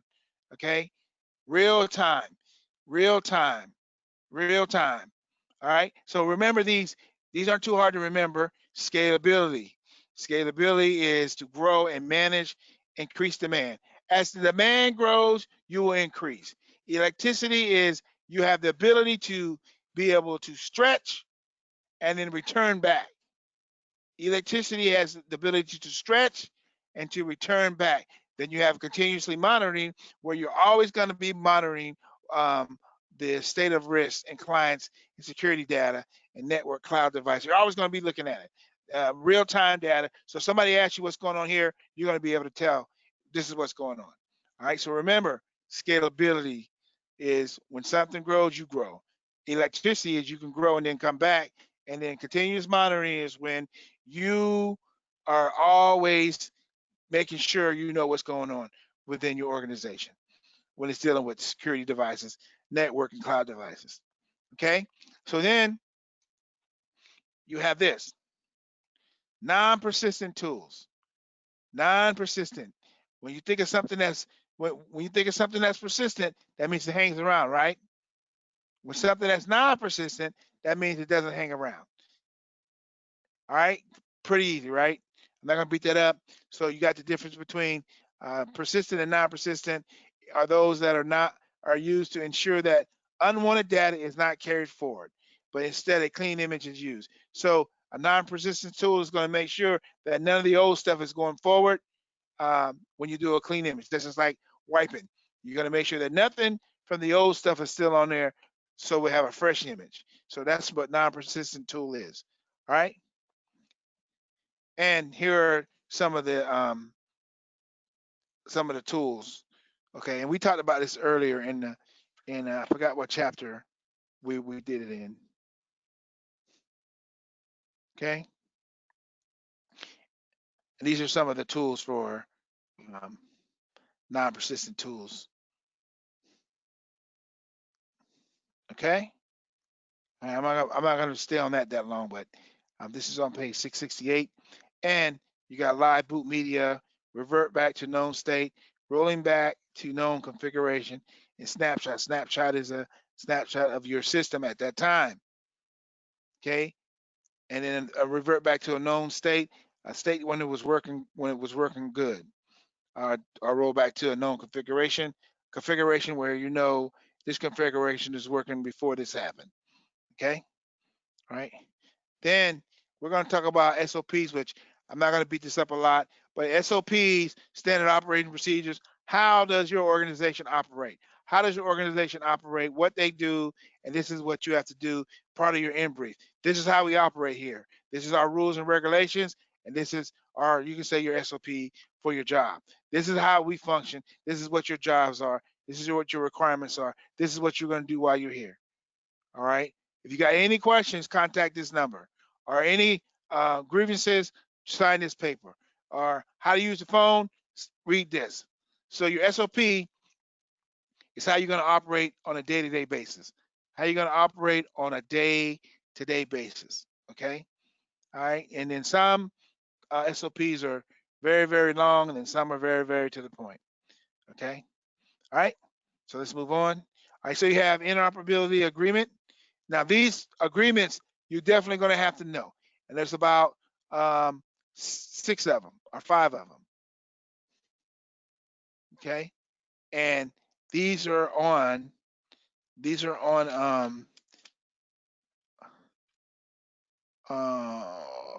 are they at?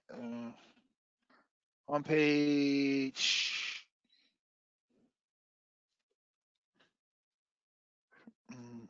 well, they start on page, I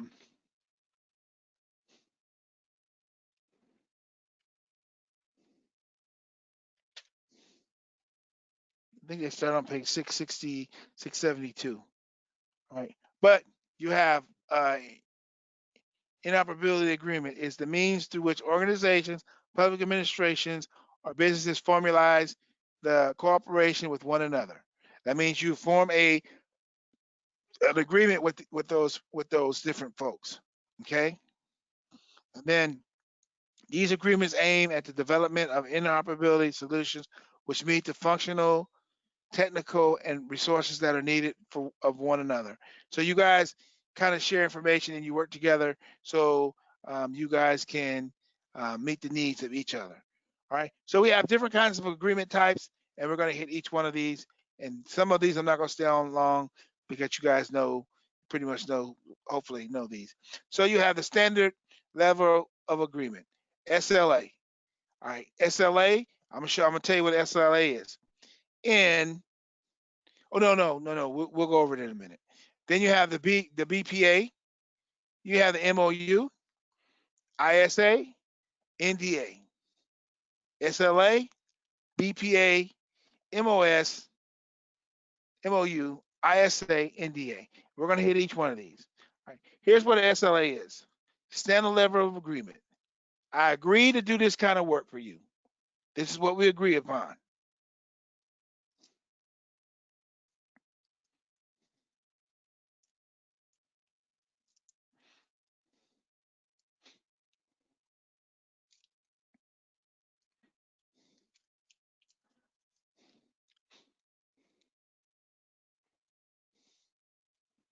Okay. We have these at work where this is what we agreed upon. This is our level of agreement. This is all this in there, how much it costs, what we're gonna do, and how long it's gonna last. All that's in there. And if you don't do what you promised on the SLA, we're taking our money back. Okay. All right. Here's an example of an SLA. All right. This is just an example of one. There's different ones, but this is an example of one.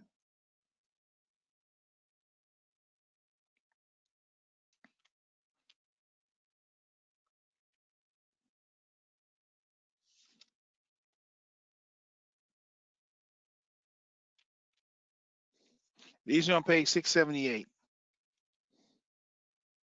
Okay, that's an example of one. Everything that's in there about the agreement, what we're going to provide, what you're going to provide, how much it's going to cost on such and such and such. That's your standard level of agreement, and this is what we agree upon what we're going to do. Okay. Then you have the BPA, a business partner agreement. All right, where it's a agreement that's details a relationship between business partners. All right, this is where it's a thing between business partners.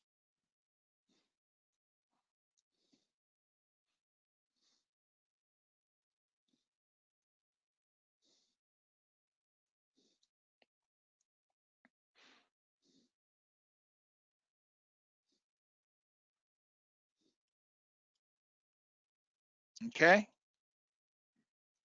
Then you have the BPA, which is a business partner agreement, which is between two business partners. Now you have this MOU, MOU, MOU, Memorandum of Understanding, Memorandum of Understanding.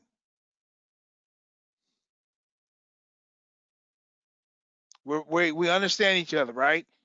We understand each other. We're going to put it in writing, and you're going to put down what you perceive to be correct, and the other person's going to acknowledge it. Okay.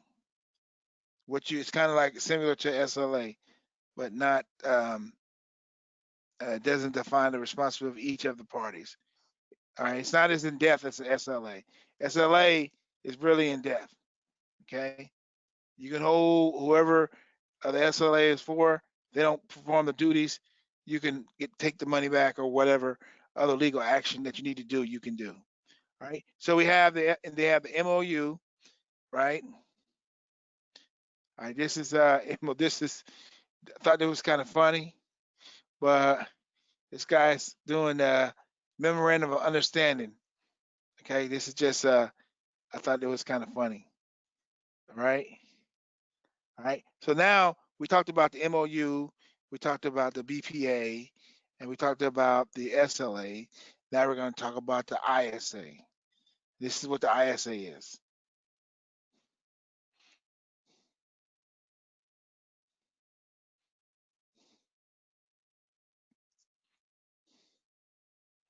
Okay, that's what the ISA is.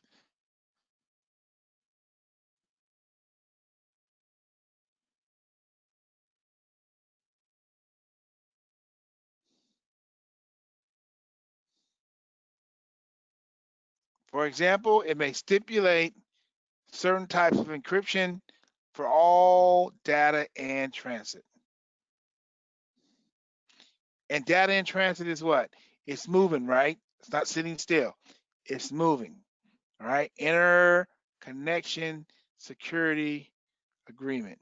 So again, we talked about the SLA, service level of agreement. We talked about the BPA, blanket purchase agreement. We talked about the memorandum of understanding. Now we're talking about the interconnection of security agreement. And now we're going to talk about the non-disclosure. Well, this is the form copy of the in connection security agreement. This is just an example, and it has the pertinent details and connections are risk router assessment, access list, Cisco VPN concentrator, MQ series. Like I said, it's dealing with IT stuff. Okay. Now you have that. So now you have the NDA. All right. Non-disclosure agreement. Everybody have heard about this before. About if whatever if you sign an NDA, you can't talk about what transpired, or how much money they paid you, whatever. Are you gonna go to jail? Okay, that's why you signed the NDA. It's court binding. I mean legally binding. So if you say something that you're not supposed to say, and it's on the NDA, you're going to jail. Okay. All right. Here's an example of one. It's just a sample of one. Okay.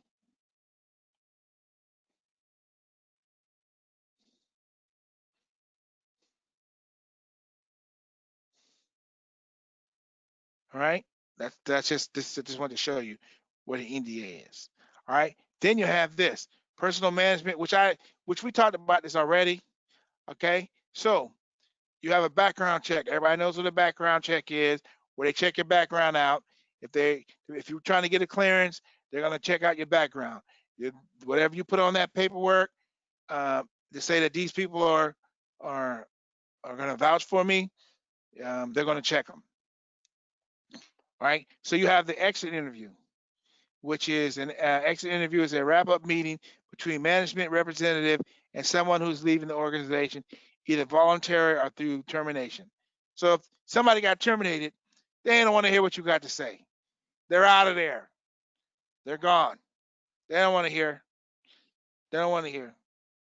But somebody who's leaving on good terms will have an exit interview and say, hey, turn in anything that you signed for this or that, and then if there's any other problems, if you need a letter of reference or whatever, we'll give you a letter of reference. But if somebody who exited on bad terms, they're gonna give you a letter of recommendation. All right, they're gonna recommend that you don't get hired. So again, the background check is important, and then of course the exit interview is important too if you're leaving on good terms. All right. Then we have the common security issues for access violations and access management. This is just a slide um, that good information to know, which is on page 679, and it's talking about security professionals. You have the knowledge and skill to troubleshoot common security issues. And like I said before, when you're an IT person, you have to have good troubleshooting skills, because what you think might be wrong might not be wrong. And then you have to walk it down all the way to the lowest level. Then you might have to go to the highest level. Then you have to might go to the in between level. Then you just might be lost. So again, these are some of the common security issues dealing with in IT: authentication issues, certificate issues, license compliance violations, misconfigured devices, firewalls, personnel issues. Yep, and unencrypted credentials. Right. These are some of the things, not some of the things. These are a lot of things you're going to be dealing with within the IT field on a day-to-day basis. Okay. You might hit all these in one day. Just depends. Just depends. Okay. So then, guess what? That's it for chapter 15. This is what we talked about in chapter 15. We describe the strategies for reducing risk, list the practices of mitigating risk, describe common security issues, describe common security issues. Okay, we are completed with the book. Now, what I want you to do now is I saw the question, somebody asked the question on the chat. I thought you wanted, um, they asked a question about doing the assignments. Okay, here's the deal on the assignments. Okay. I looked at everything that I'm looking at everything that everybody's doing. I got a spreadsheet. I know what everybody's doing. I know when you log onto the computer, I know everything, because when you go on the site, it says this, believe it or not, it says how long you've been on, how long it took you to do. It tells everything. Okay, so I've been monitoring and looking at what everybody's been doing, and everybody's been doing pretty good. Okay, some are doing better than others, but I do understand that everybody has jobs. So my recommendation for you guys is the way I'm going to assess everybody is by how they do, of course, if somebody who did all the lessons, of course, is going to be better off than somebody who didn't do all the lessons. All right. If you've taken all the quizzes, if you've done remember when we first started, we did you had the assessment for the mind tap. You have the beginning of the beginning test. I think everybody did that. Now tomorrow, we're going to take the last test, the 90 question test. That's going to be our final stuff. And then after we get done with that, right? I don't know what you got. And that's going to be an assessment just to show you how you stand within Security Plus. Right now, I'm telling you, this is just one way. It ain't the only way, because there's plenty of materials out there. And what I was saying before is, make sure you guys, those flashcards, make sure you get, you guys are paying for this class. So anything that the class or we can offer to make it easier for you guys, make sure you take advantage of it. Those of you who are going to take the Security Plus exam, you paid for it, make sure you take it. Do not let this go to waste. All right? Please don't let this go to waste. You don't feel comfortable taking the test right when you get done with this class and you feel like you want to study, you got a whole year. Just don't take it when it's 601. Make sure you get it done before 601 comes out, because you've been studying 501. You want to make sure that you do 601. Okay. Again, some of you guys have been doing excellent work. I mean, I saw some stuff. I was like, wow. So I check it. Anytime I have a question. Anytime I get a thing on my computer that says they need to grade something, I grade it, and I send you guys an email back to tell you guys good work or whatever you guys did. All right. So again, this is something that's going to help you. This is the first time we use this for Security Plus, and I think it's going to pay off in dividends for the classes to come, because it actually gives you a way to check yourself. You can go back over it and understand why you missed it or why you didn't miss it. And you cannot go wrong with these flashcards. I can't stress it enough. I made my own. They're giving these to you. All you have to do is print them out. They're giving these to you, and these are all the definitions that no matter what class you take, these are the same definitions that everybody has to learn. And they're giving this to you for free. Well, ain't nothing for free, but they're giving it to you. And Mr. Bellamy he's trying everything in his power to make sure that you guys get everything that you guys need to be successful in passing this certification. You get what I'm saying? So all these things that you guys are doing, it's going to help you. And I know that you're not going to have a problem with the Security Plus. Now, my question to you all is, do you have any other questions that you guys want to ask about anything? Anybody? Okay. All right. So when we come on tomorrow, there's a couple of administrative things I got to talk about tomorrow before you guys do the test is 90 minutes long. All right, 90 minutes. So before we start the test tomorrow, there's a couple of things that I'm going to talk to you about, just the things I have to go over, and then you're going to take the test. Everybody good with that? It's 90 minutes. Stephanie, you good? All right. It's only 90 minutes. You guys will be fine. Won't be no questions. So tomorrow at the same time at 6 o'clock, there's going to be a couple administrative things I got to put out, and then you guys are going to go and hit that 90-minute test. All right. Everybody good with that? Everybody good? Okay. So if there's no questions, we are going to finish up right here. And tomorrow at 6, we will tomorrow at 6, we will take the exam. Everybody good? Everybody good with that? All right. Okay then. Until tomorrow. Until tomorrow. I'll see you guys tomorrow, okay? All right.